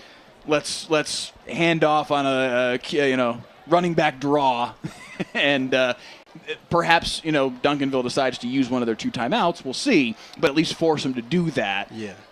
47 seconds, 3rd and 15. Yeah, I think I'm running the football here. That's probably what they're discussing right now, how they want to go about this. Even though there's 47 seconds left, this is a big down. Mm-hmm. Duncanville's have two timeouts. You can do a lot with 2 timeouts and 47 seconds left. Claude Mathis and Andy Padron talking to the offense. It looked like Jonte Cook was trying to maybe campaign for something else. Maybe he was trying to, no, forget running the football. Give me a deep shot. Let's see if we can make something happen here. I don't know if he won that conversation, but I guess we'll see here on 3rd down and 15. 47 seconds to play. in quarter number 2. In what has turned into a heck of a football game. Yeah, it started off pretty slow for Duncanville, but they're an experienced team. They fought through adversity before, and then they evened this one up. Looks like they added 2 seconds to the clock. So instead of 47 seconds, it's 49 seconds. And they do reset the clock. Bill Theodore sending a message to the scoreboard booth just a couple doors down from us. And now another stoppage before the play, and Duncanville is going to use their second timeout of the half. Yeah, I think that was a pretty good timeout. It looked like the middle of the field was open. Might have been some miscommunication on the backside right there. Don't want to give DeSoto anything easy right here. Now my decision is made. Now you run the football. Force Duncanville to either use that timeout to save the time, but then have none to work with, or let's go into halftime. Yeah, the half is over. I mean, you got the timeouts. You got to use them. You don't want to go into halftime holding timeouts. Yeah, you can't take them with you. So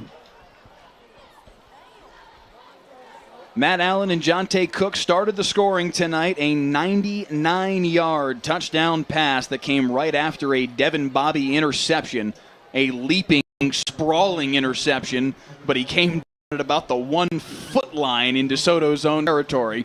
Unfortunate, you think, positioning for DeSoto. Never mind. Very first play of the series, Matt Allen to Jonte Cook for 99.5 yards, and it was 7-0 DeSoto. Allen hit Stephon Johnson to make it 14-0, but now Duncanville has come back. Back-to-back touchdown runs from Malachi Medlock and Caden Durham, and it's 14-all. And now nearly a disaster for Matt Allen as he was pressured in the backfield and threw it right into the chest of a Duncanville defender, but fortunate that it fell to the turf. Just take the sack. You just got to take the sack in right that there. spot, man, especially just from a timing perspective. Just eat it and let the clock run. You don't want to force anything right here. We saw what happened a couple plays before. It was almost a pick six. They got lucky right there again. So this first half, the luck seems to be on DeSoto's side. Certainly on this series, if nothing else, they've been very, very fortunate to be in a situation where they can punt the football away here. 45 seconds to work with. Duncanville with 1 timeout. Again, they do get the ball to start the half, so Reginald Samples may decide, let's just go into halftime, but depends on what happens here on the punt return. Breaking a tackle, and Davion Blewett's got something going here. Davion Blewett to the free. He's got an opportunity if he can beat Matt Allen. Davion Blewett's going to score. Duncanville with a lightning strike on special teams, and it's 3 straight scores for the Panthers. It's a great play right there by Duncanville special team. They really needed that. I guess that's one of the minuses right there of not having an official punt unit come out on the field. There aren't as many guys out there who can run down the field and get to the ball. And you can hear the D-ville chants from the far sideline. He broke that first tackle from Mike Murphy. And then once he broke across midfield, all he had to beat was Matt Allen. Gets a nice block right there as coming across was Keontae Williams. That's the danger, frankly, of punting with your offense. You don't have a unit on the field that is used to play. Now, I guess these guys are somewhat used to playing punt coverage because that's what they do every time. But they're not tried and true defensive players that practice tackling on a day-in, day-out basis.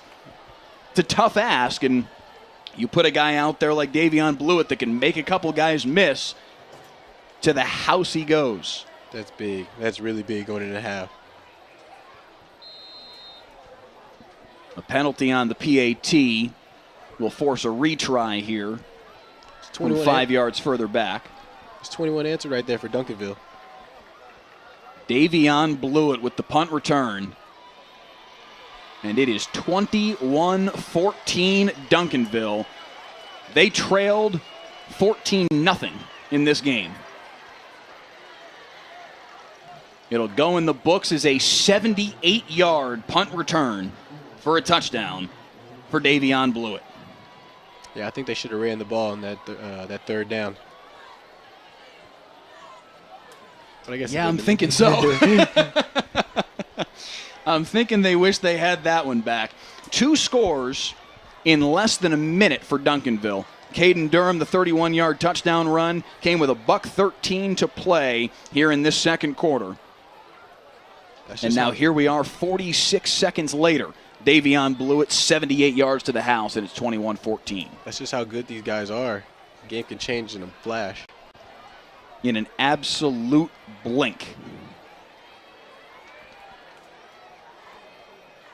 And it bears repeating, Duncanville ball to start the second half. That's big. Momentum is definitely shifted towards Duncanville, excuse me. This game has turned on its ear. These are two programs. I talked with both of these coaches over the course of the last week or so.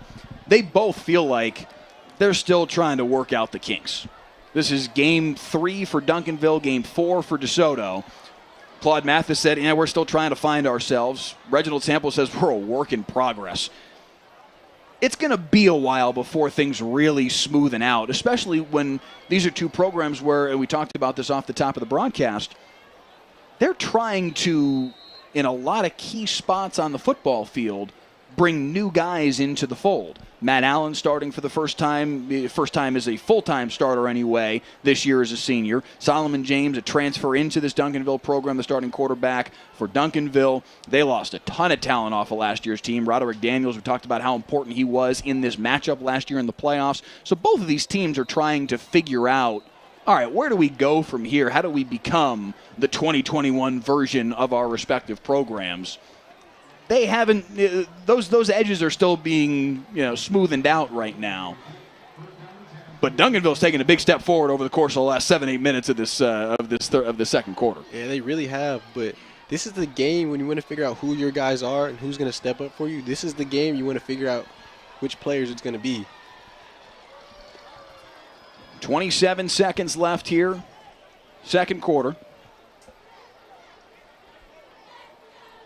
Duncanville has one timeout left, but it certainly looks like DeSoto is just going to kneel on it and head to halftime. Yeah, I expect them to go right into halftime, work on some adjustments. There's a lot that needs to be worked on, but I think both teams will figure it out. I think Reginald Samples would probably say the same thing for his Duncanville Panthers, that they've got things to work on as well, but 21 unanswered for the Panthers to finish off this second quarter, and they have completely turned this game on its ear. 21-14 Panthers at halftime. This one has been fun to begin with, and I think it's going to continue that way. Oh, yeah. Come back for the halftime show here just in a moment on Friday Night Football. Again, the Duncanville Hi-Hats dance team, the high school band from Duncanville, the DeSoto Eaglettes drill team, and the DeSoto Eagle band all will take the field here momentarily when we return on Friday Night Football.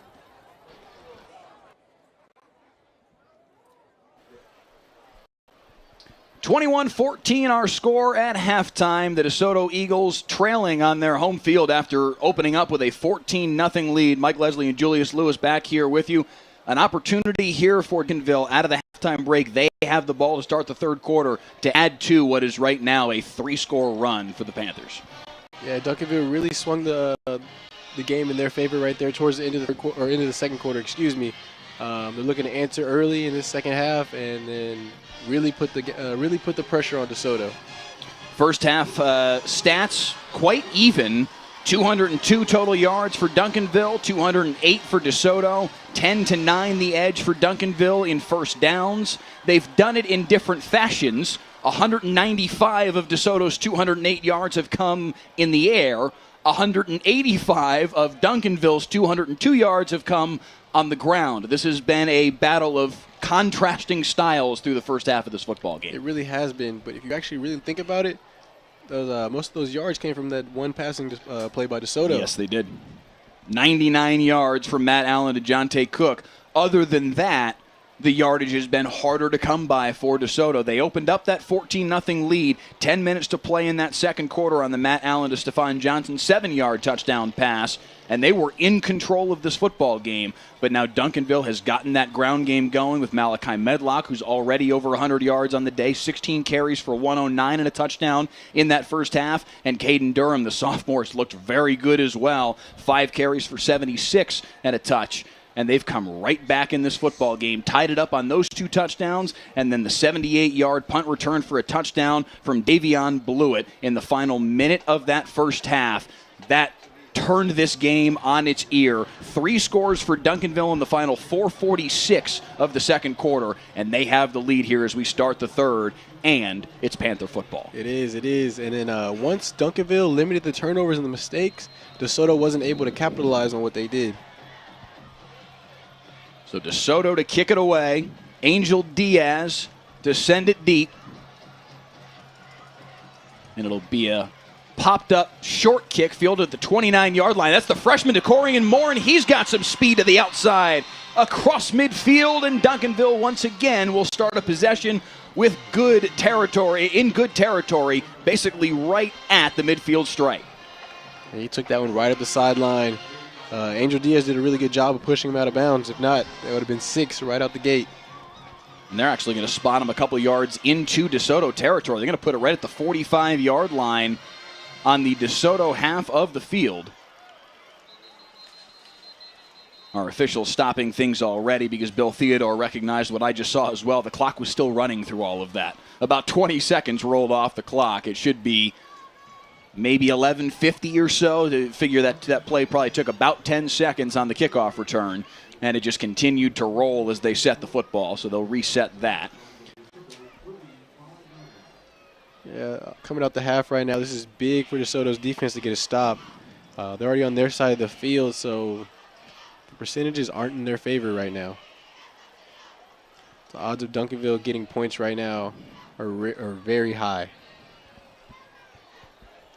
Bill Theodore discussing with Claude Mathis right now. I think they're still trying to get the clock reset. Bill Theodore, the leader of a 7-man crew tonight. He's the referee. Mike Martin, his umpire.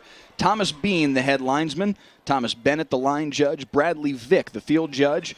Side judge is Bryant Warren. And the back judge is Kevin Yarborough this evening. A 7-man crew for quite arguably the best game in North Texas tonight. Number 7 Duncanville leading number 20 DeSoto. 21-14 as we get the third quarter started here. Quick pass to the outside for Chris Hicks, trying to get a block up the sideline. Give him about 7 on the first play of the series. They're trying to get the speedster to the ball early. Just get the ball out in space to their playmakers. Let them do what they do. Hicks with a handful of scholarship offers, including TCU and Houston, and Reginald Samples talked about just how fast he is. Get him the football on the edge, and some dangerous things can happen. Yeah, Doug Meacham really likes those quick guys out there on the edge. You would know as well as anybody. You ever talk about using you on the offensive side of the ball? Nah. Hey, you did some things at Mansfield. I'm sure there were some people considering you as a running back in college. Oh, trust me, of course I wanted to be on the offensive side. Everybody likes touching the ball. But defense is where it's at. That's where you make the big plays. Give them 6 on the first play of the possession officially. 2nd and 4, but another stoppage here.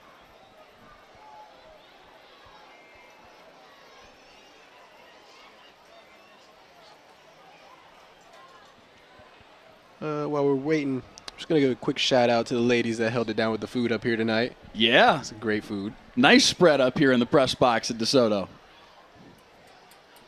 It's like another problem with the clock. Now they've reset it to 11:52. I don't imagine that's where they want. I mean, that would be. That was hardly the opening kickoff here in the second half. So now 11:42. We'll get it sorted out. They only had a 28-minute halftime to kind of just think about where to go from here. 11:42 is where it finally shakes out for 2nd and 6. And handoff here for Malachi Medlock, and that's a really nice play to get in the backfield for the DeSoto Eagles defense. Camden Johnson making the play. Yeah, it's a big stop right there for them on, what was that, 2nd down. He's trying to set the tone early for that DeSoto D-line. 1,800 plus with us right now on the WFAA YouTube channel. Again, please share this feed around with your friends and family in the DeSoto and Duncanville communities. Let them know that, hey, we got a pretty good football game going on right now, a minute in to this third quarter. between two of the top 20 teams in the state of Texas. Caden Durham on the carry here, and another nice play, and that one's Devin Bobby. We have called that young man's name a number of times tonight, and another big play that sets up 4th down for Duncanville. Yeah, he's flying to the ball tonight, making great plays out there on the edge. This is exactly what Claude Mathis and the defense wanted him to do tonight. So now a little bit of decision time for Reginald Samples. With a 7-point lead, ball in kind of 4-down territory at the 40-yard line, but 4th down and 5 here, 90 seconds in to this third quarter. And Solomon James is going to stay on the football field in shotgun. 2 wides to the right, 1 to the left. A major inflection point perhaps in this football game, and timeout Duncanville before anything can happen. That was a good timeout right there. The play clock was at around 3 to 4 seconds. Didn't want to take a penalty there and back him up any farther. That would have made the decision right then and there whether you're going for it or not. Exactly. So big picture, I mean, these are two programs that, as we talked about in the first half, are still kind of trying to find themselves, figure out what they're going to be here in 2021. What have you liked? What haven't you liked through the first 24 minutes of action? I definitely like I didn't like how DeSoto came out initially, Duncanville came out initially. Too many mistakes, too many penalties, turnovers. But second quarter, they found their stride, found their rhythm. DeSoto just needs to figure out how to answer. They came out early, put Duncanville on their heels, and that second quarter got a little bit stagnant for them. There's three drives in a row where they didn't really produce anything in the yardage, and their defense was in tough situations. But I like to see how they come out in the second half.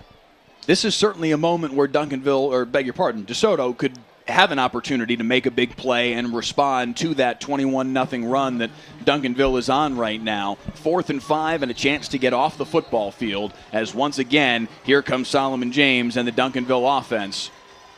They need to get right to the 35-yard line to pick up a first down. James has got 3 wide receivers spread to the right and Caden Durham in the sidecar to his right. James thinking about running for it. Can he get to the edge? He tries to throw for it. It's incomplete. Knocked away. Some good defense right there. Way to stay with their men. Quarterback started to scramble. Usually you see guys pull off their assignments, but they stayed with them right there. Put him in a tough position. Kevon Lockett knocking it away in coverage on Jarrell Powers, and a 4th down stop for the Duncanville defense with 10:17 to play in the third quarter, and a little bit of momentum stolen back by the Eagles. I'm Claude Mathis right there. That is exactly how I want to see my defense come out. They were put in a tough position early, but they showed that they can handle it. Especially given the way that the first half ended, and then the second half starts with the big kickoff return from the freshman DeCorian Moore. DeSoto's on their heels in that moment, and they get a 4 and out and give the ball right back to their offense. And now an opportunity here for Jaden Trawick on the first play of the series, gains just a yard. But just to get that stop in that moment for DeSoto's defense is huge. It is. It stops a lot of momentum that Duncanville had going into halftime that they brought out. It looks like we got somebody down on the field right now, but it stops a lot of momentum that they had. Quincy Wright now down on the field, the starting defensive tackle for the Duncanville Panthers defense, an Oregon State commit. Consider this just for a moment. The talent as Wright is already back up on his feet and jogging off. Looks like maybe kind of grabbing at his left hamstring perhaps, but the fact that he's jogging off under his own power, certainly a good sign that we'll probably see him return here momentarily. But just look at the Duncanville Panthers defense. Now, they're without Amari Abor tonight, the 5-star monster defensive end. He's out with a shoulder separation. But he's alongside Quincy Wright, a 3-star Oregon State commit. Colin Simmons, a 4-star sophomore on the other end of the line at the other defensive end spot. You've got Jordan Crook, an Arkansas commit. You've got Pierre Goree, an SMU commit. And you've got a secondary that's very talented as well. 5 of their front 7, though. Those are Division I high-end players on a high school front 7. 5 of the 7 are D1 guys, and some of them way high-end D1 guys. What do you do with that as an offensive front? As an offensive front, you just got to accept the challenge. I mean, these guys are beating the odds. It's a 1% chance of making it past the high school level, and this is what you live for. This is why you play the game. You want to play against the best players, and these are the best players. 3rd and 6, Allen flushed, fires low, had Jalen Bean open, but just couldn't get enough elevation on the football, and it's 4th down. Yeah, pocket kind of collapsed on him right there at the end. Couldn't quite make the throw, but he got the right read. Jonte Cook, again, trying to petition that they're going to go for it here. He's saying, give me the same play again. He liked something about that third down look.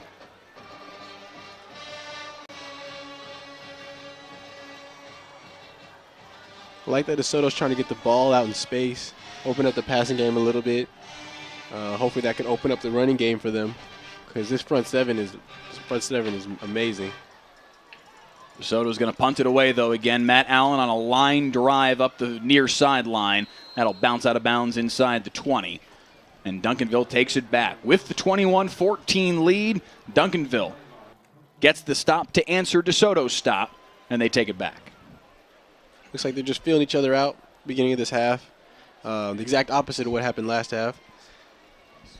See how Duncanville comes out.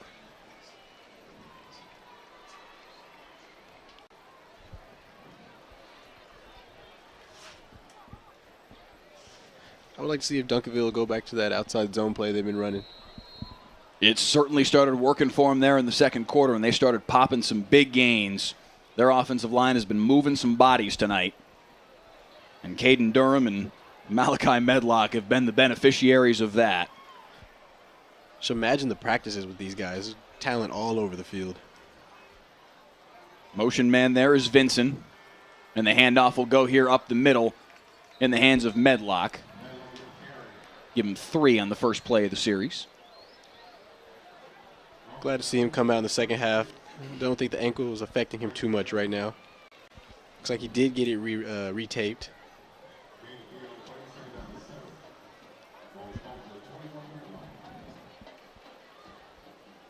It's an 11,000-seat capacity here at Eagle Stadium in DeSoto. I don't think we're quite at capacity, but there's certainly an awful lot of people in the stands tonight. This is a very different, brand-new season as Solomon James takes it up the middle and picks up the first down. This is a very different season than what we saw a year ago amid COVID and the attendance restrictions. Those are gone now. We're not out of this. But this does feel an awful lot more normal, an awful lot more like what it's supposed to feel like, and hopefully we can kind of continue taking steps in that direction as Medlock carries again, but a flag on 1st and 10. Let's see what this is going to be. It looks like it's going to be on number 88, Marcus Vincent. He's holding his hands up. It's a universal sign for I didn't do anything. Officials still sorting out the penalty, and it will be a hold against the Duncanville Panthers offense. And those are just the drive killers. They are. I mean, especially after your first drive stalled out. You got turnover on downs. You like to see some different looks in your second drive, and this is not what they needed. But it's first down. I mean, they've had success in the run game, so hopefully they can continue that. An even 2,000 of you watching with us right now on YouTube Live. We do appreciate you joining us tonight. 21-14, the score in favor of Duncanville as they swing it near side for Chris Hicks on 1st down and 20. He breaks a tackle, and he'll earn back almost all of those penalty yards and set up 2nd down and 11. It's a smart play call right there. They had numbers on the outside, three wide receivers, 2 defenders. You just take where you have numbers and get what you can get. Another nice play by Brandon Booker, just a sophomore, in the starting lineup this week after David Hernandez had started some early on in the season at that will linebacker spot, the senior. Booker, just a sophomore, but starting to kind of chip his way into that starting lineup, and he showed some really nice things tonight. I feel like we've called his name quite a bit, making plays for this DeSoto defense, and he made another one right there, ranging back to make the tackle. This time it's Medlock for another couple of yards. Yeah, he's definitely finding his feel in the game. The more reps you get, the more comfortable you get. You build your confidence. It's football, as long as you see the plays, as long as you're out there, and the game comes easier to you. I just saw Kevon Lockett, the defensive end for DeSoto, hobble off the field, so we'll keep an eye on that. He's made some plays tonight as well, even in coverage from his defensive end spot. James rolling out on 3rd down, has to throw it away. Now the defenses are really starting to seize control of this football game. Back to back to back now, 3 consecutive stops in short order for each of these respective defenses. Yeah, he's gonna be upset about that one. He had a guy open around the first down marker, and he missed him. They ran that play earlier in the game, and they'll definitely come back to that one.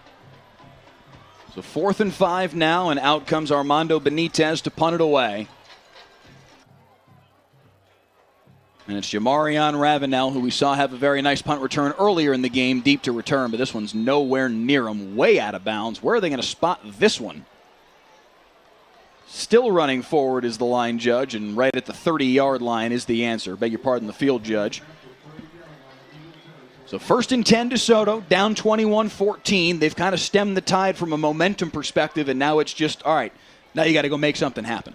Definitely. Right now, we're just trying to see who is going to make the next play. This third quarter has been a lot different from the first half, but that's expected. These teams have felt each other out. They know what they're going to get, and now it's just who's going to execute better. So here comes Matt Allen and the Eagle offense. Cameron Wright off of Allen's right hip, and Allen's going to throw far sideline for Jalen Bean and a pickup of 7 on the first play of the set. Yeah, that's too much cushion on the outside right there. Duncanville's corners really have to come up some, or DeSoto's going to get that all night. This DeSoto receiving core is just off the charts. As the handoff goes to Cameron Wright and a pickup of maybe a yard on the play, it'll be 3rd and 2. Jonte Cook, 4-star, has narrowed it down to his top 12, and just imagine his top 12 is every program that any player would ever want to go to. He's got those opportunities on the table. Stephon Johnson, an Oregon commit. Jalen Bean, a senior, really getting his first opportunity for extended time here as a senior, but 6'4", 180, a big target, and then Mike Murphy is really good on the outside. Just as I say that, Stephon Johnson with a sensational grab, ranging up to make the catch and pick up the first down for DeSoto. This is a foursome that is very tough to cover. Yeah, they are very tough to cover. You really have to respect them, but at a certain point, you can't give them too much respect. You got to test them out a little bit, see where their game's at, see where their head's at. But right now, they're getting whatever they need on this drive. They've got 2 touchdowns in the passing game tonight, but both of them came in the opening 14 minutes of this football game. Since then, the DeSoto offense has been grounded. This one's tipped and picked off. This time, it's Lamadrick Spencer hanging on, and he's to the house. Touchdown, Duncanville. On a tipped ball, Spencer waiting for it, takes it for 6. That's a tough. Looks like we got something going on right here. Just a little bit of chatter, nothing too serious. But it's a tough ball to throw into the boundary, or excuse me, to the field. You saw it there. There was a flag that flew in the midst of everything.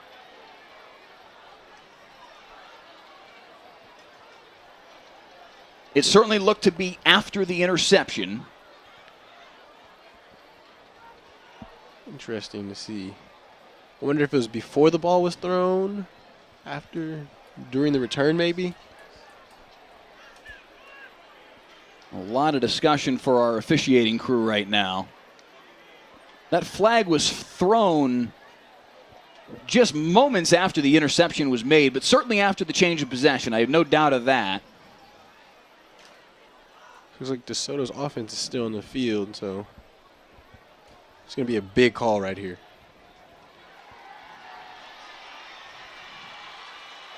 Bill Theodore and company trying to sort things out, but certainly seems like Duncanville is confident that the play is going to stand. It is a good touchdown. What is the penalty? It's a sideline warning against, I guess, Duncanville. I guess, although that flag was thrown on the DeSoto sideline. Okay, I'm sorry, you're right. It was again, okay. Sideline warning against DeSoto. I wonder if somebody came too close to, you know what? Now it makes sense. That official was running down this near sideline. It was the field judge, and I think he must have run into somebody on either the DeSoto coaching staff or a DeSoto player, and that was why he threw the flag. I was trying to figure out what he was looking at. It wasn't that he was looking at anything. I think he felt something. I think he ran into somebody, and that was what necessitated the penalty and the sideline warning against DeSoto. So the play stands, a pick 6 for Lamadrick Spencer, who's the same player who had that chance at a pick 6 there late in that first half. This time, he makes good on it as that ball was tipped at the line of scrimmage, and Spencer there waiting. we'll see it again here as you see the official on the near sideline throw the flag. I beg your pardon, it was the line judge. I couldn't see who he ran into, but I think that was definitely what happened, and he threw the flag for that. So the touchdown absolutely stands, and it is 28-14 Duncanville. It's a big defensive stop right there for Lamadrick Spencer. The football gods were in his favor. He dropped one earlier, and he came back in the second half and got his. I wonder if we can see that one more time just to kind of get a look at who it was that tipped the football, because they deserve some credit here too. It looks like it's the near side defensive end. It's Colin Simmons, the sophomore. He got his hands on it, and then a 53-yard pick six for Lamadrick Spencer, and it is 28 unanswered for the Panthers. The heads-up play there by Colin Simmons. Get his hand up. He didn't make it to the quarterback, but he still affected the play.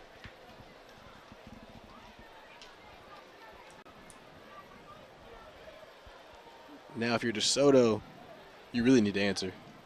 Yeah, just when you were thinking, is DeSoto like, all right, we've answered the bell, we've stemmed the momentum a little bit. A lightning strike like that in the game all of a sudden now feels like, whoa, it's getting away from us a little bit. Still 5:47 in the third quarter, plenty of time in this football game. But now you're talking about a DeSoto offense that has not scored since the 10-minute mark of the second quarter. It's starting to feel like an awful long time where they haven't been able to really make any sustained momentum down the football field. Their offense has got to get something going on this series. Yeah, they really do. They just have to find something that works for them and then keep going until Duncanville stops it.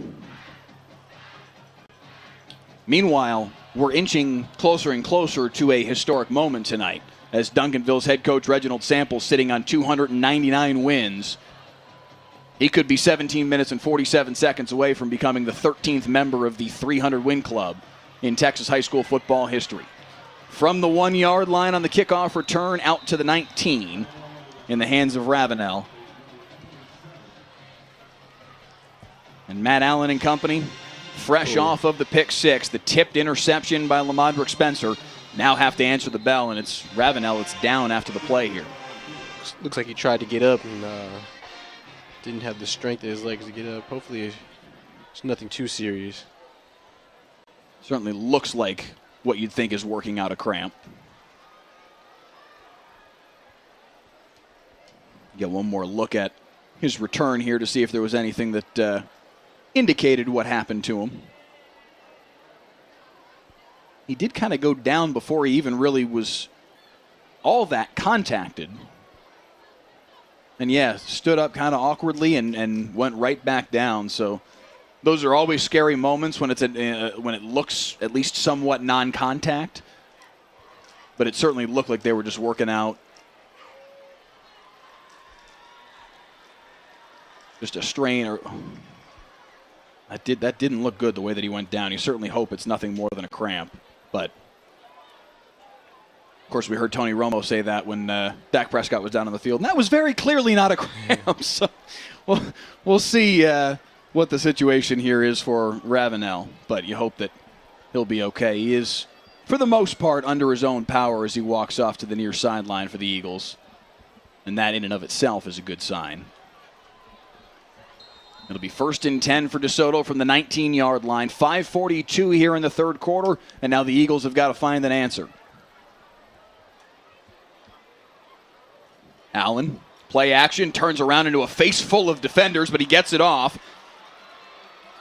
A pickup of about 4 on the play as he finds Dalen Jones. Yeah, he did a great job right there.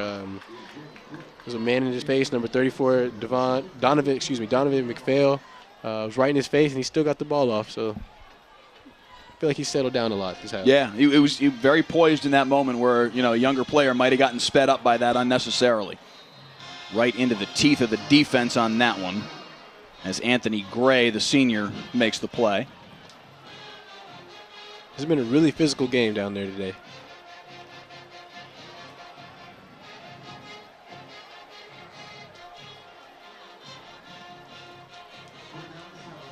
Big third down right here. I'll say already feels like a really key moment here for DeSoto on 3rd and 7. You got to get some momentum going here and at least pick up a first down. Fires near side, tipped and incomplete. Vernon Grant III, we talked about him earlier, making the play on the football, diving across to knock it away. Yeah, Matt Allen was staring that one down the whole way, so Vernon Grant knew it was going there the whole time. 4th and 7 now for DeSoto, deep in their own territory at their own 22-yard line. Certainly not a situation where you'd expect him to go for it, and deep to return is the ever-dangerous Davion Blewett, already with a 78-yard punt return for a touchdown in this football game. As Matt Allen gets set to punt it away. Line drive kick. Nowhere near Blewett, and this one will continue to roll. Got a really nice roll on that one. All the way down to the 26-yard line.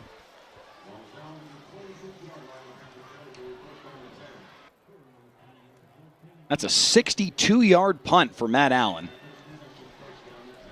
It's been a while since we've seen the Duncanville offense. It's been a minute.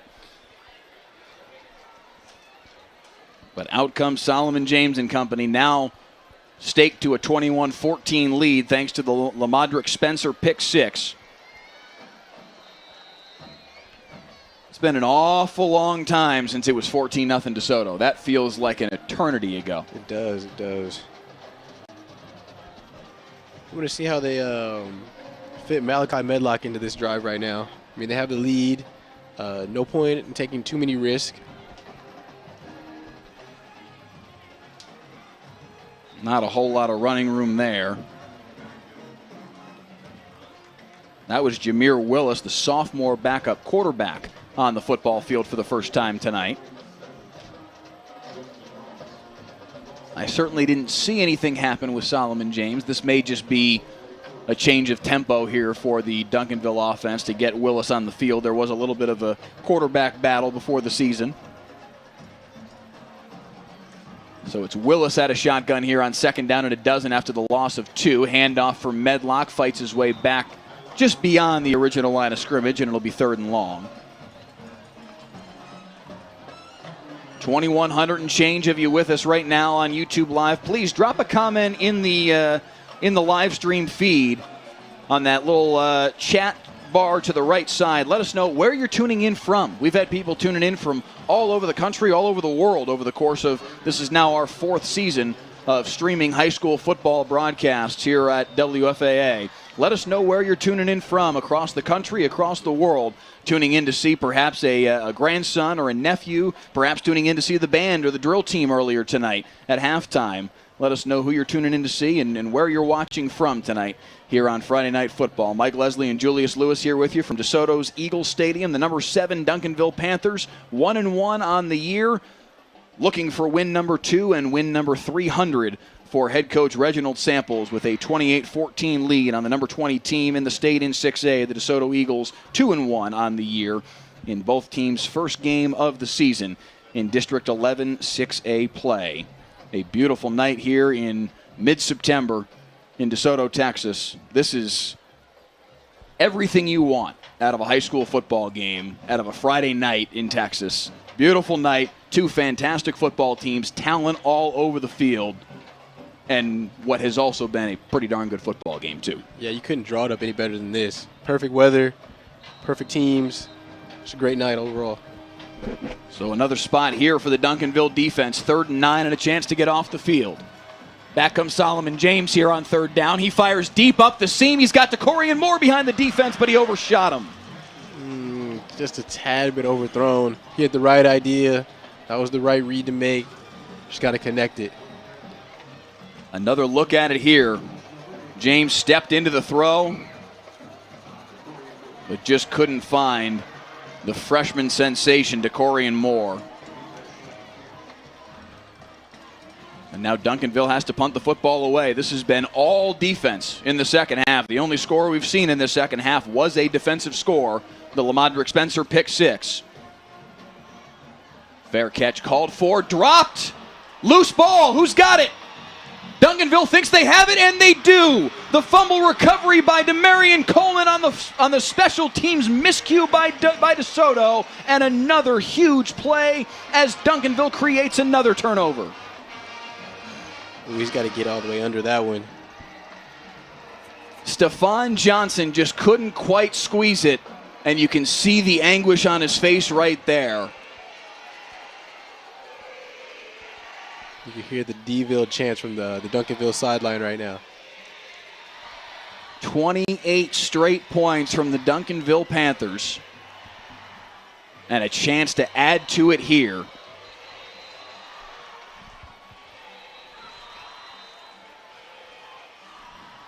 Timeout DeSoto.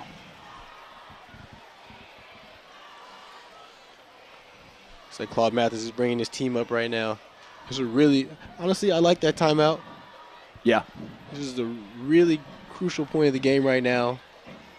Just had a pick six a couple drives ago. Turnover just happened. It's time to get your guys back in, focus them up. Don't worry about the outside noise. Just get lined up and do what you have to do. It's hard not to hear on your home field that Deville chant. This is a DeSoto football program that's got a little added pressure on them this year. You can see it there in the shot, the boom poles and the cameras surrounding them. That's HBO. That's HBO following DeSoto's program around all season long. That's a little extra pressure to have to deal with. You got guys with steady cams following you everywhere you go. Guys, I'm sure, mic'd up on the sideline. That adds a little something to the pressure equation. It's a tough spot. And when you're on your home field against a rival team like Duncanville and you're down 28-14 and they're chanting Deville on the far sideline, that's a tough moment where you got to kind of bow up and respond now. Yeah, you got to block out everything else that's going on. Just focus on the game. I mean, you're in a tough spot right now, but you still have time on the clock. 15 minutes even left in this football game as we tick down in the third quarter. It was Caden Durham on the carry there to start the series, picked up 4. Solomon James back in there at quarterback. Again, the handoff to Durham. Nice cutback, a big hole, and he's into the secondary. Caden Durham to the house. Touchdown, Duncanville, 34-14 Panthers. What a nice run right there by Caden Durham. He stepped up big ever since Malachi Medlock when he's been going in and out with that ankle injury. Just a sophomore. This might be his coming out game. Yeah, I'd say so.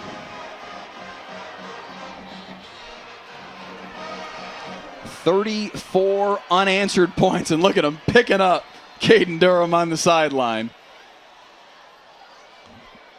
Oh, man. Fans for the DeSoto side are saying they've had enough for tonight.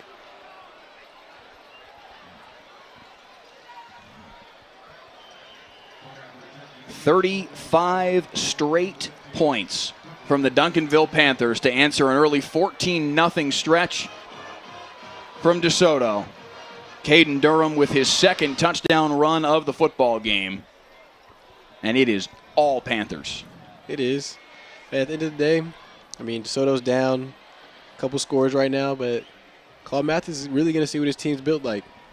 You're going to see if they're going to bow down right now or they're going to fight. And that's big going on for the rest of the season. See what type of team he has. And that man right there, Reginald Samples. Reginald Samples, 299 wins. About to become the 13th member of the 300-win club, barring a rather dramatic comeback from DeSoto over the course of the final 14:37 of this football game. Took Lincoln to a state championship in 2004. Took Duncanville to a state championship game in 2018 and 2019. 3 different state title appearances. Hasn't quite finished. Came obviously as close as you could possibly come against North Shore back in 2018. That was the Hail Mary to win the state championship for North Shore the first time those two teams played. Then they played again the following year. North Shore got him again. He's been knocking on that door right on the precipice of a championship, but hasn't quite won that final game of the season. But still about to become the 13th member of the 300-win club, and the first ever black man to win 300 games as a head coach in Texas high school football. And beyond all of that, a guy that has just molded young minds for a very long time here in North Texas and made young men better throughout his time as a head football coach. Yeah, he's definitely a leader of men. He's changed he's changed so many lives in the sport, even outside the sport as well. Yeah. He's just helping guys get the opportunity to showcase their talents and get them to the next level. So what do you have here if you're DeSoto?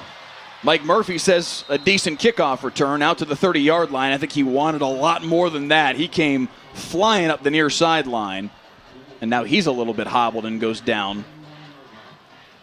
This has been a very physical game. Physical and just injury-riddled. There's been a lot of guys. I mean, he wasn't really all that contacted here. I think it was as he was trying to hang up that he may have tweaked something, or we'll see. Hopefully minor for Mike Murphy, one of the key weapons here for this DeSoto offense.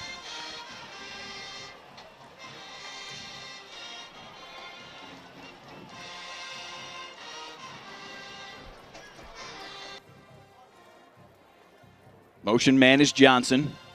Now he'll circle back to the other side, handoff, and nowhere to go. Immediately in the backfield, Colin Simmons, the sophomore. Yeah, he's very high rated in the country right now. One of the top defensive ends, and you're seeing why. Just a sophomore, and he's got a big future in front of him. Yeah, I know. Helping Duncanville close out this game. Really, the spotlight's on him right now. With their main guy being out, he's got a next man up mentality. Loss of 3 on the play. Quick toss here to Stephon Johnson, trying to get to the corner. Cuts upfield, spins through one tackle, gets hit hard right at the original line of scrimmage. Maybe got back to the 30. And it'll be 3rd and long here for DeSoto. At this point, if I'm DeSoto, I'm trying everything in the playbook right now. You have to get something. 3rd and 11. Matt Allen at a shotgun. 3 wides to the near side. The one guy soloed up on the far side left is Jalen Bean, the senior. Allen, pressure, flushed forward. He's going to try and run forward. He's got a ton of room. Across the 45, across midfield, cuts upfield. He may have the distance. Inside the 25, finally angled out of bounds inside the 20. A big run from Matt Allen in a huge spot. There is a flag down at the 31-yard line. That might be a hold a little further down the field, but still a big gainer for Matt Allen and a big momentum boost at the very least for DeSoto to get down into Duncanville territory and at least start moving their way down the field. Yeah, that's big for him. Hopefully the penalty won't be too bad. Looks like we're backing up just a little bit. It is going to back him up a decent bit. It looked like they were moving the flag. It was initially dropped at the 31. They moved that flag back a few yards. Spot foul at the 38-yard line, 10 yards back from that, mark it at the 48. And it will be 1st and 10 for Duncanville. So they lose a good 25 yards off of that run, but still, 1st and 10 in Duncanville territory. That's about the best thing we've been able to say about the DeSoto offense in about a quarter and a half. Yeah, it is. Hopefully it's not too late for them, but that's positive. That's a positive. 3 scores is a lot to overcome, but it's not untenable. Throw near side for Jonte Cook, especially when you got talent like Jonte Cook on the field. You can make some plays quick. We saw him go 99 on the opening score of the game. But DeSoto needs to make hay quickly.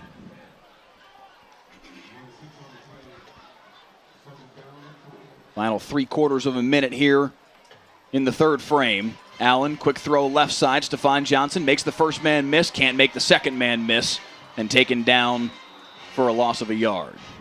Even though Duncanville is up a couple scores, their defense is still flying to the ball. Really good defense, really fly to the ball. They play all the way through the whistle. Jordan Crook, a stud senior linebacker, makes big plays for this team on the regular. Had 27 different offers before settling on Arkansas.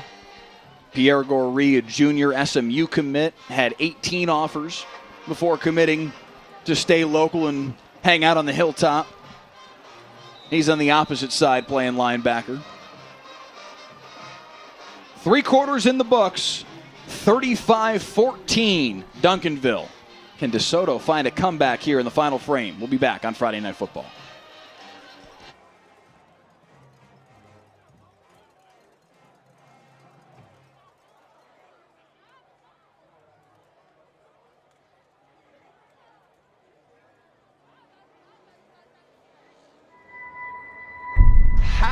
in the world? On 4th and less than a yard. The 5, touchdown. What a catch. Nice cut upfield to Pater. What performance. Next up, it's the Mound Showdown as Marcus hosts Flower Mound, looking for a 3rd straight win in the series.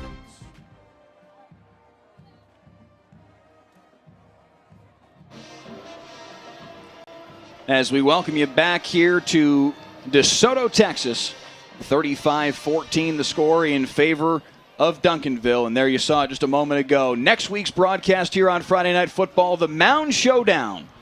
Flower Mound Jaguars and the Flower Mound Marcus Marauders. That one should be fun next week.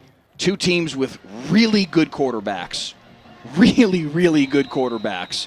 And they like to sling it all over the yard. That game might not end until about 11:30. That one's going to be an awful lot of fun.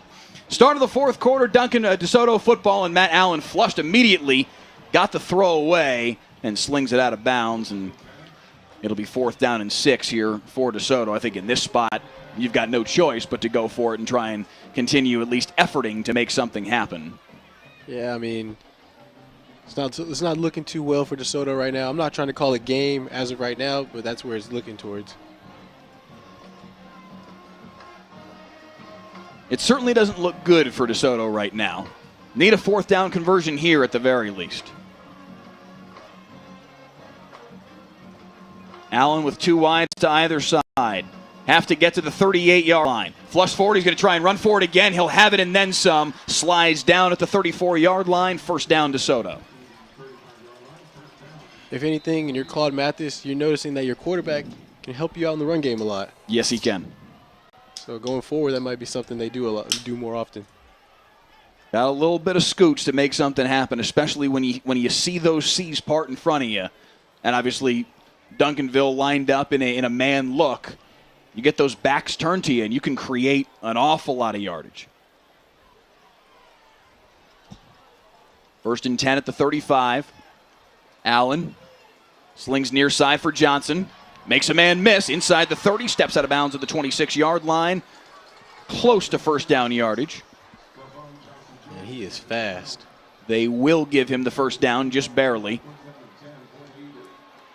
In open space with Donovan McPhail and just the speed of Stephon Johnson on full display. Handoff now. Deshaun Jackson picks up 3. Flag at the end of the play.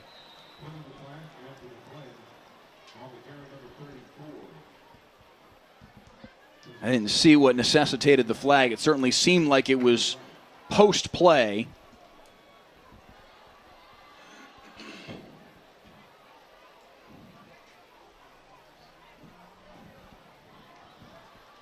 Officials discussing what's going on right now. Let's see what they say. Going to be unsportsmanlike conduct against Duncanville. That's a free 1st down and place the ball certainly inside the 15. We'll see what they consider half the distance here. Put it right inside the 11-yard line. 1st and 10 for DeSoto. 11-10 to play here in the 4th. Certainly a long uphill climb for the Eagles, but we're not done yet. This game's not over yet. Yeah, if you're Duncanville, you don't want to give DeSoto any easy yards right now. Yeah, no, you can't give up a penalty like that. That's the kind of thing that I can just imagine tomorrow in film study, Reginald Samples is going to be hitting that point hard. In this kind of situation, in an emotional football game where your opponent is down 3 scores but trying to make something happen, don't make their life easier, and oh, by the way, give them a little bit of juice too in the process. Allen, open, end zone, wide open, touchdown. Jalen Bean. There we go. A lot more positive. I mean, regardless if DeSoto loses this game, there's still some positives that happen. In the 2nd and 3rd quarter, didn't go how they went. They came out a lot faster than they did last week, and they just got a scoring drive. Jalen Bean had a touchdown reception last week. against North Crowley. Has a touchdown reception this week. Matt Allen with his third of the night, now 16 on the year. And DeSoto moves one score closer. Bean with a nice route on the outside had himself wide open. And it's 35-21. A little bit extra activities going on. There's still some juice left in this football game. 11 minutes and down 2 scores is definitely doable. And I just mean from an emotional standpoint. Like, forget the score. There's still some feistiness going on right now.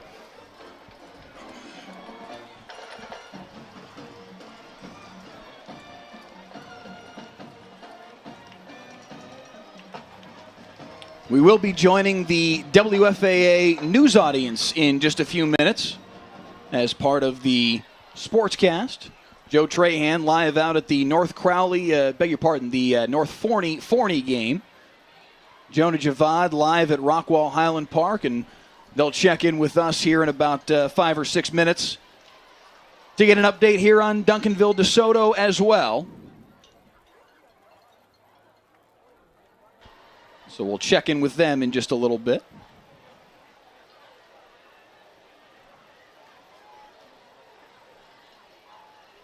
In the meantime, it's 35-21 in favor of the Duncanville Panthers. Do you consider something tricky here if you're Claude Mathis? Or is that too telegraphed? I mean, it's definitely on the table. I feel like it's still a little bit too early for that. You don't want to put your defense in a bad position too early. Yeah, especially right after you finally started to build a little bit of momentum here in the second half. They've been put in tough spots at a number of different occasions in this second half. I think you kick it deep, give your defense a chance to stop them. I mean, they've had success. Duncanville's offense has only gotten the end zone one time the second half, so I feel like you give your defense a chance here. It'll be Angel Diaz to kick it away.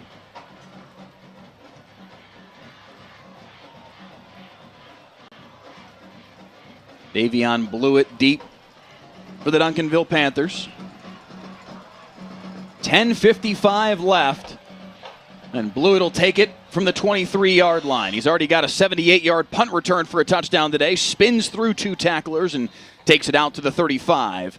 And that's where we'll see Solomon James and the Duncanville offense take over once again. So now you're DeSoto. You got 2 timeouts left. You're down 2 scores. Got to get a stop quick here in this spot. I just think they keep doing what they've been doing this entire second half, to be honest. They've held Duncanville to... They held Duncanville to not a lot of success this half. Yeah, I mean, only 7 offensive points in the second half. Duncanville had the pick 6, of course, to make it 28-14. But second half-wise, this has been mostly a defensive game. Even that touchdown, as this handoff goes to Malachi Medlock, that's a little bit of success as he breaks a tackle and has enough for the first down. The first touchdown from Duncanville came on the pick 6. The second touchdown for Duncanville came very shortly after the muffed punt from DeSoto. So in both circumstances, the defense and or the special teams created either the points themselves or a short field for their offense.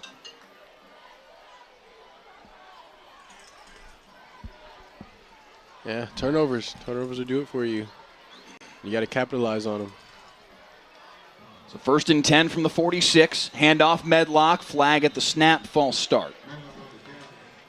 Penalties will do it for you too. That's killed every Duncanville drive. So hopefully they can break that trend.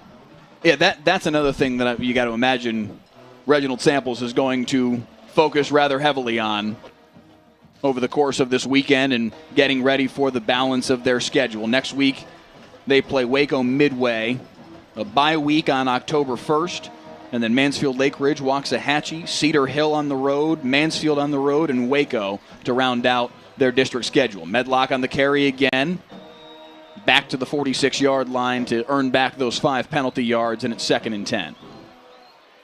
Yeah, glad to see him going again. I didn't think he was going to be able to come back earlier in the game, but yeah, he showed a lot of toughness. There he goes, subbing out right now.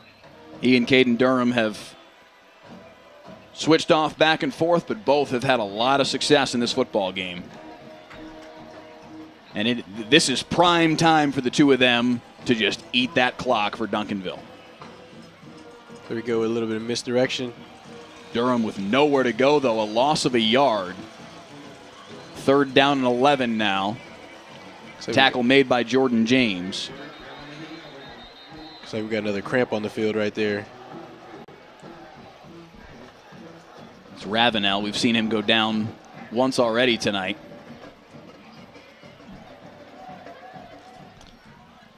So 9 minutes and 12 seconds to play here in the quarter.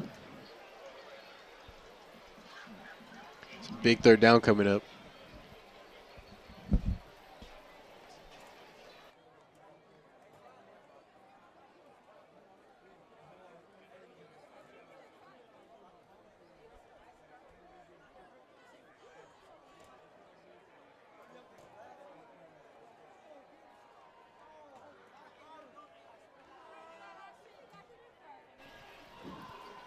Ravenel still being tended to by the DeSoto trainers. Again, we will be joining the WFA news audience here in just a moment in a 35-21 football game here between DeSoto and Duncanville as Ravenel makes his way off the field.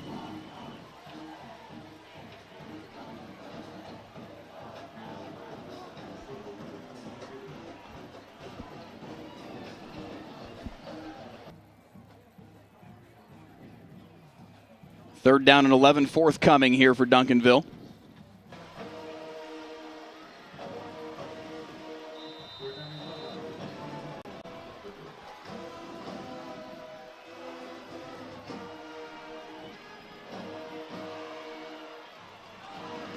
As we welcome in our WFA news audience. Thanks, Joe. The pass comes to the near side for Chris Hicks. A 35-21 lead for the Duncanville Panthers here under 9 minutes to play on Friday Night Football. And give you a quick look back at the highlights from this football game.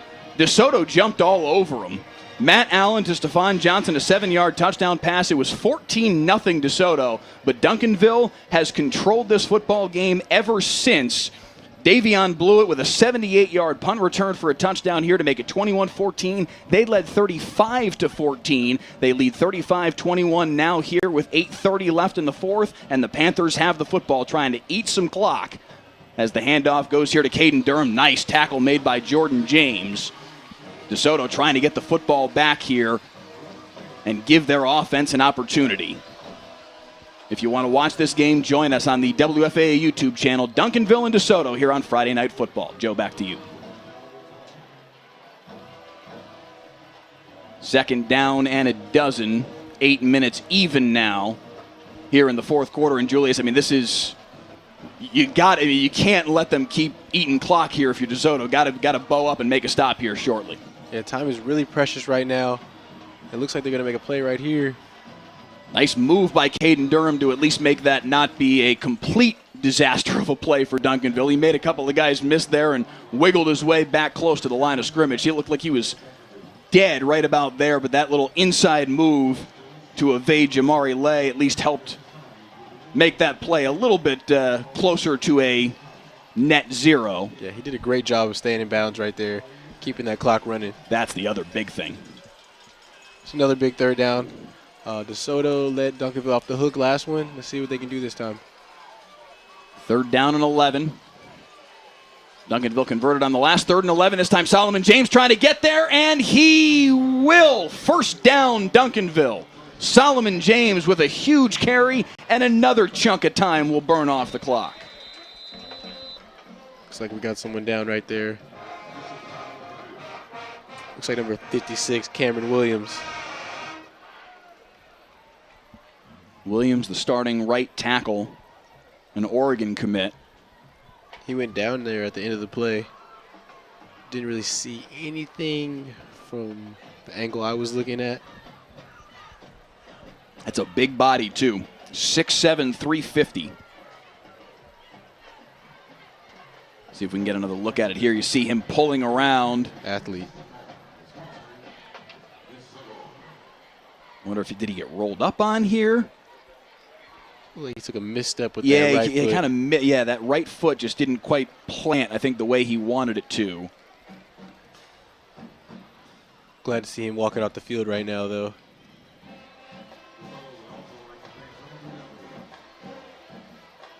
Luis Gonzalez, number 76, the senior, is his backup there at right tackle. You hope Cameron Williams will be okay. There's an awful lot of season left for both of these two football teams. We gave you the Duncanville schedule moments ago for DeSoto. They go to Mansfield a week from now. They, too, have a bye week on October 1st. At home to Waco, and then at home to Cedar Hill right here on Friday Night Football on October the 15th. At Waco Midway versus Mansfield Lake Ridge, and at Waxahachie to round out their district schedule. I'd venture a guess is to say both of these teams should win the balance of their district games. Cedar Hill's the one question mark, I think, for both of these two teams, that maybe that would be the team that could give them a run. But other than that, these two teams should now, from this point forward, be getting ready for postseason play. Cedar Hill, though, will be a good test for both of these teams, and we'll have both of those games, October 15th and October 22nd, back-to-back weeks, right here on Friday Night Football. So that will be fun to kind of get. We get the round robin this year, which is cool, with Duncanville and DeSoto, so that should be an awful lot of fun. Yeah, on paper, I mean, this looks like the best team they'll play for. Each of these guys will play for the next couple of games until they face Cedar Hill. Hopefully this will be a big stepping stone for them, even though it looks like DeSoto's not going to come home with a W. There's a lot to take away, good and bad, and same for Duncanville. Duncanville took the ball back with 10:55 on the clock. They're about to get to a full 5 minutes on this drive, and they're still just at the 28-yard line. Caden Durham getting to the outside, taken down at the 26. Devin Bobby knifing across to make the tackle. But that clock just continues to burn.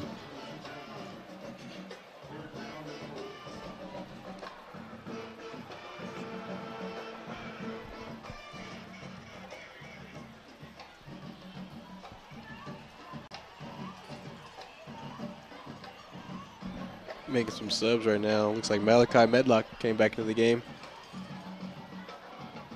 3rd down and 4, and Reginald Samples and company knowing they need another first down here to keep burning this clock, and they bring back the senior, Malachi Medlock, the captain, and he'll carry here in a key spot right up the gut to the end zone. Malachi Medlock with his 2nd touchdown of the game, and that one should put it to bed. It's a great run right there by him, right up the middle. Good blocking all around. Right to the end zone for 6. Malachi Medlock, he and Caden Durham, the run game for Duncanville, it's just been sensational tonight. That is what has won the game for the Duncanville Panthers. Yeah, they got a nice 1-2 punch with those guys, even with their main guy out right now.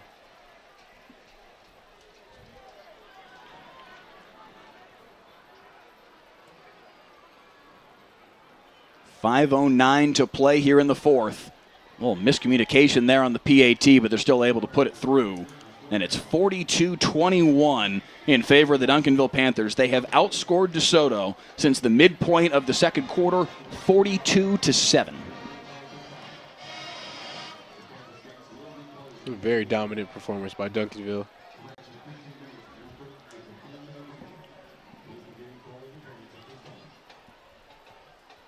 A little bit of a slow start, and then once they got rolling, they've been in complete control. Definitely. I mean, for DeSoto, I mean, it was there for parts of the game, but they just couldn't put a complete game together. So hopefully going forward in their season, they find out how to do that.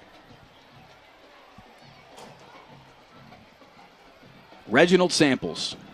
I think you can put it in Sharpie at this point. 300. Definitely. 13 men in the history of Texas high school football have won 300 games. And there are a lot of guys who you'd think that guy had a really, really good career, a Hall of Fame career, that didn't win 300 games. It's a really, really small list. They've been playing football in Texas for a very long time. Just last year, they celebrated the 100th anniversary of high school football in Texas. The UIL has been around for a very long time. 13 men He's the 13th. That's an elite club right there. Can't take that away either. That's history. 32 years as a head football coach here in North Texas. Lincoln, Skyline, and now here at Duncanville.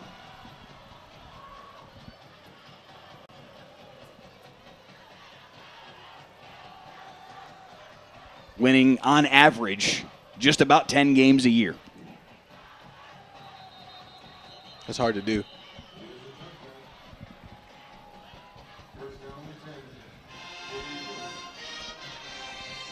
It seems like he has the formula for success. And I mean, you look everywhere that he's gone, they've immediately gotten better. Like his first year here in Duncanville, they won 2 or 3 games because he was still kind of getting things rolling. And then the very next year, okay, Duncanville's back.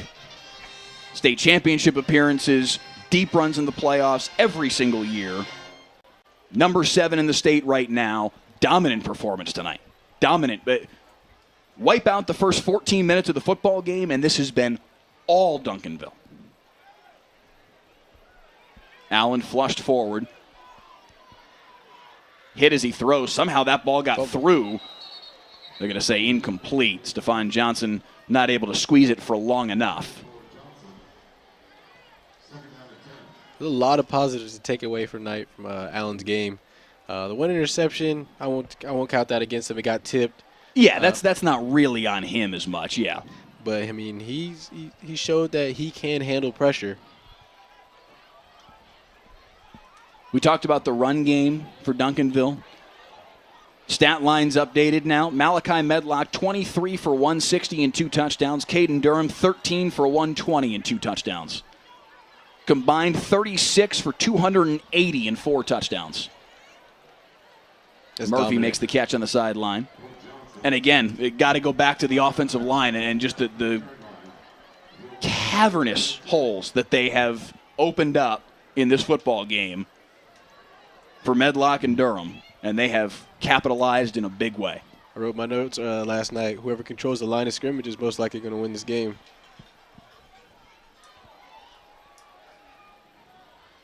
That has been Duncanville, no question. That will be just enough for the first down there for Keshawn Jackson.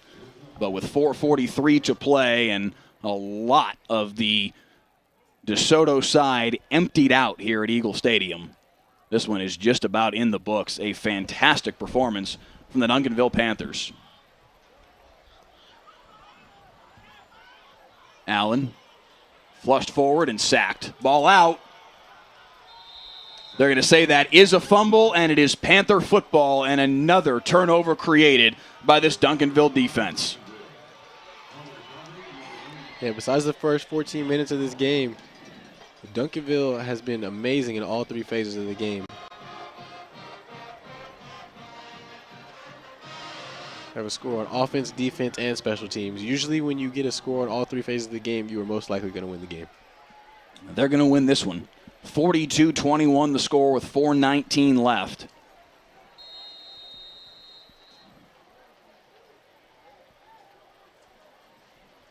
Again, you look forward for Duncanville. They host Waco Midway next week in the second week of district play. At Mansfield Lake Ridge, home to Waxahachie. At Cedar Hill, at Mansfield, home to Waco, the balance of the season. Again, that October 22nd game at Cedar Hill will be right here on Friday Night Football. Flag before the snap, and it'll be a delay of game as they've got the backup quarterback, Jameer Willis, on the football field once again. I don't think at the start of the night I expected to say that Duncanville would be, I mean, not that they're emptying the bench, but they are throwing some backups on the football field right now. Yeah, I don't think I would have predicted that. Yeah, I wouldn't have predicted that either, but I mean, it's a powerhouse. If DeSoto wants to take the next step to get back up there with them, you're going to have to compete with teams like this. 56-28 a year ago in that Region 2 final. It was 35-7. DeSoto did make a comeback, got that game within 2 scores. but then Duncanville opened it back up to win by 28. Tonight, heck of a start for DeSoto. Defense looked sharp. Offense made some things happen. Matt Allen to Jonte Cook for 99 yards to open the scoring. Then they drove down the football field, and Allen hit Stephon Johnson. It was 14-0 DeSoto. That feels like an awful long time ago now, as here we are with 3.5 left in the football game, and it's 42-21 Duncanville. Their defense stepped it up in a major way, and their offense finally got the ground game rolling. And from that point forward, all Panthers. Yeah, definitely. DeSoto is a very good football team. But tonight, Duncanville was just better.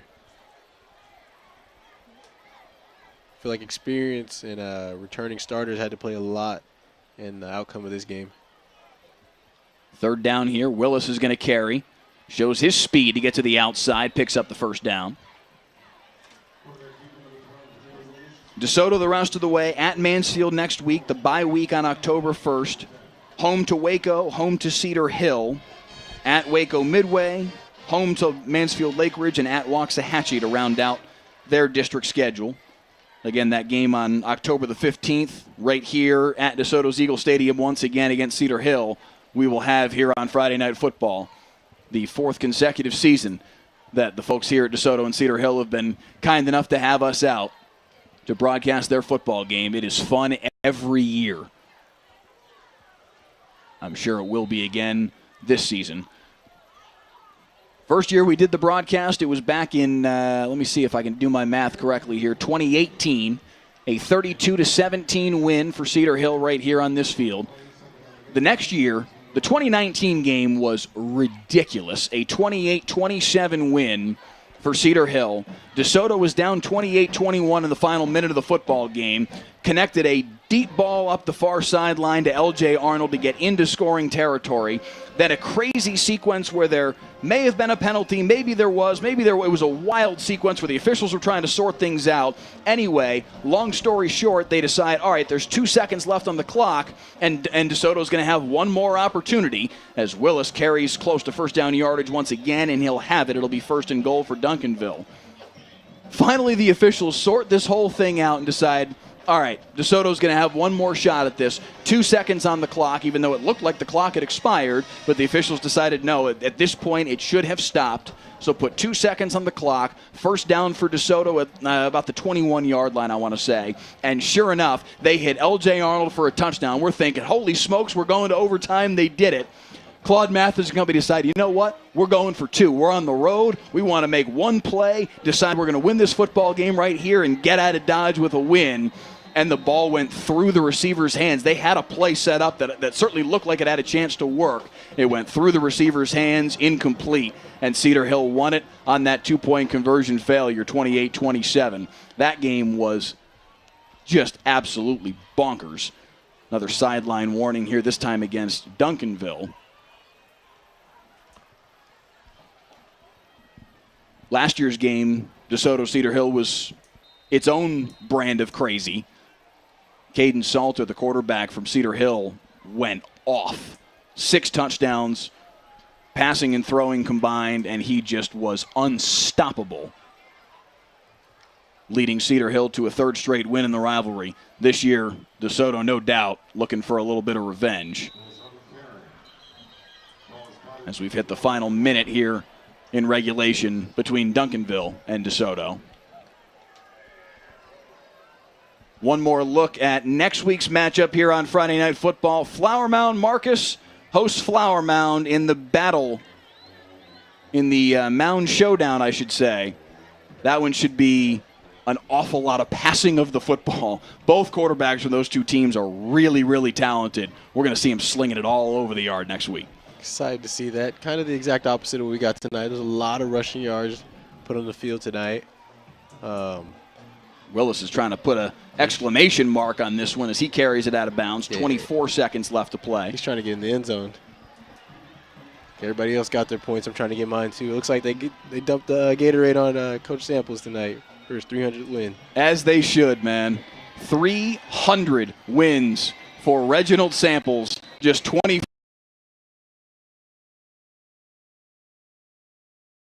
bath and everything. It looks like they're trying to interview him. The game's not even over. They're trying to get an interview with him. Patience, y'all. Let's let the game finish. Reginald Samples deserves an extra 24 seconds worth of celebration, right? 300 wins. The first black man to do it. The 13th coach in the history of Texas high school football to win 300 games. 32 years worth of just excellence at Lincoln, Skyline, and now at Duncanville. And a moment he's well earned over the course of these 32 years tonight. Glad we get to witness history tonight. Yes, we did. One kneel down to finish it. 300. Reginald Samples with a 42-21 win, and Samples with a well-earned walk across the field and showered by his team. Claude Mathis and Reginald Samples trying to say, hey, let's keep the two teams separate. But look at that, 300 banners up in the air from his players. A hug from Claude Mathis. They've battled many, many times, these two. Trash talk. Yeah, a lot of trash talk going on. They're trying to right keep now. the trash talking from happening. But that's the story right there. 300 in the air. Reginald Samples making a big piece of history tonight here in DeSoto. Yeah, you got to be happy for stories like that.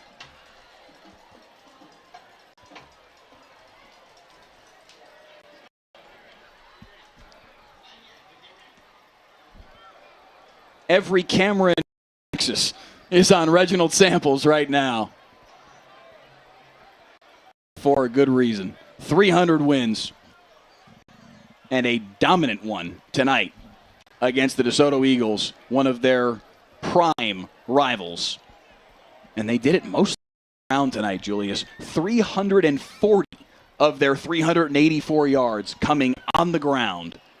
A dominant ground performance from the Duncanville Panthers. 160 Malachi Medlock, 120 from Caden Durham to lead the way. Solomon James, Jameer Willis, and Caleb Kenny with a couple more yards to add to the total. And it was just ground and pound all night long. Yeah, seems like they saw something like early, especially with that outside zone play. DeSoto couldn't stop it, so they were like, might as well keep running it. Your big picture thoughts, as we've seen history tonight with Reginald Samples. We've seen a pretty dramatic comeback and then just domination over the final three quarters of this football game from Duncanville. Your big picture thoughts from your first opportunity to be with us here on Friday night and see two of the best in the state going head-to-head. I feel like one team has found their identity and another team is still looking for those missing pieces in their identity. And I feel like we all know which teams those are. Duncanville found a good bit of their identity tonight, and a lot of it's on the ground with Malachi Medlock and Caden Durham. 280 yards between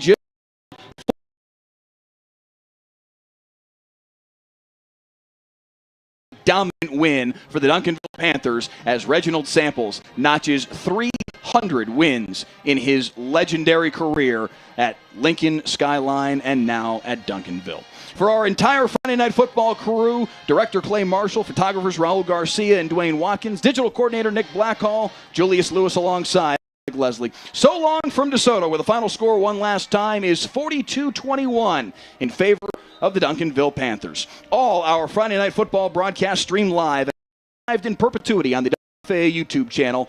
This has been a presentation of WFAA TV.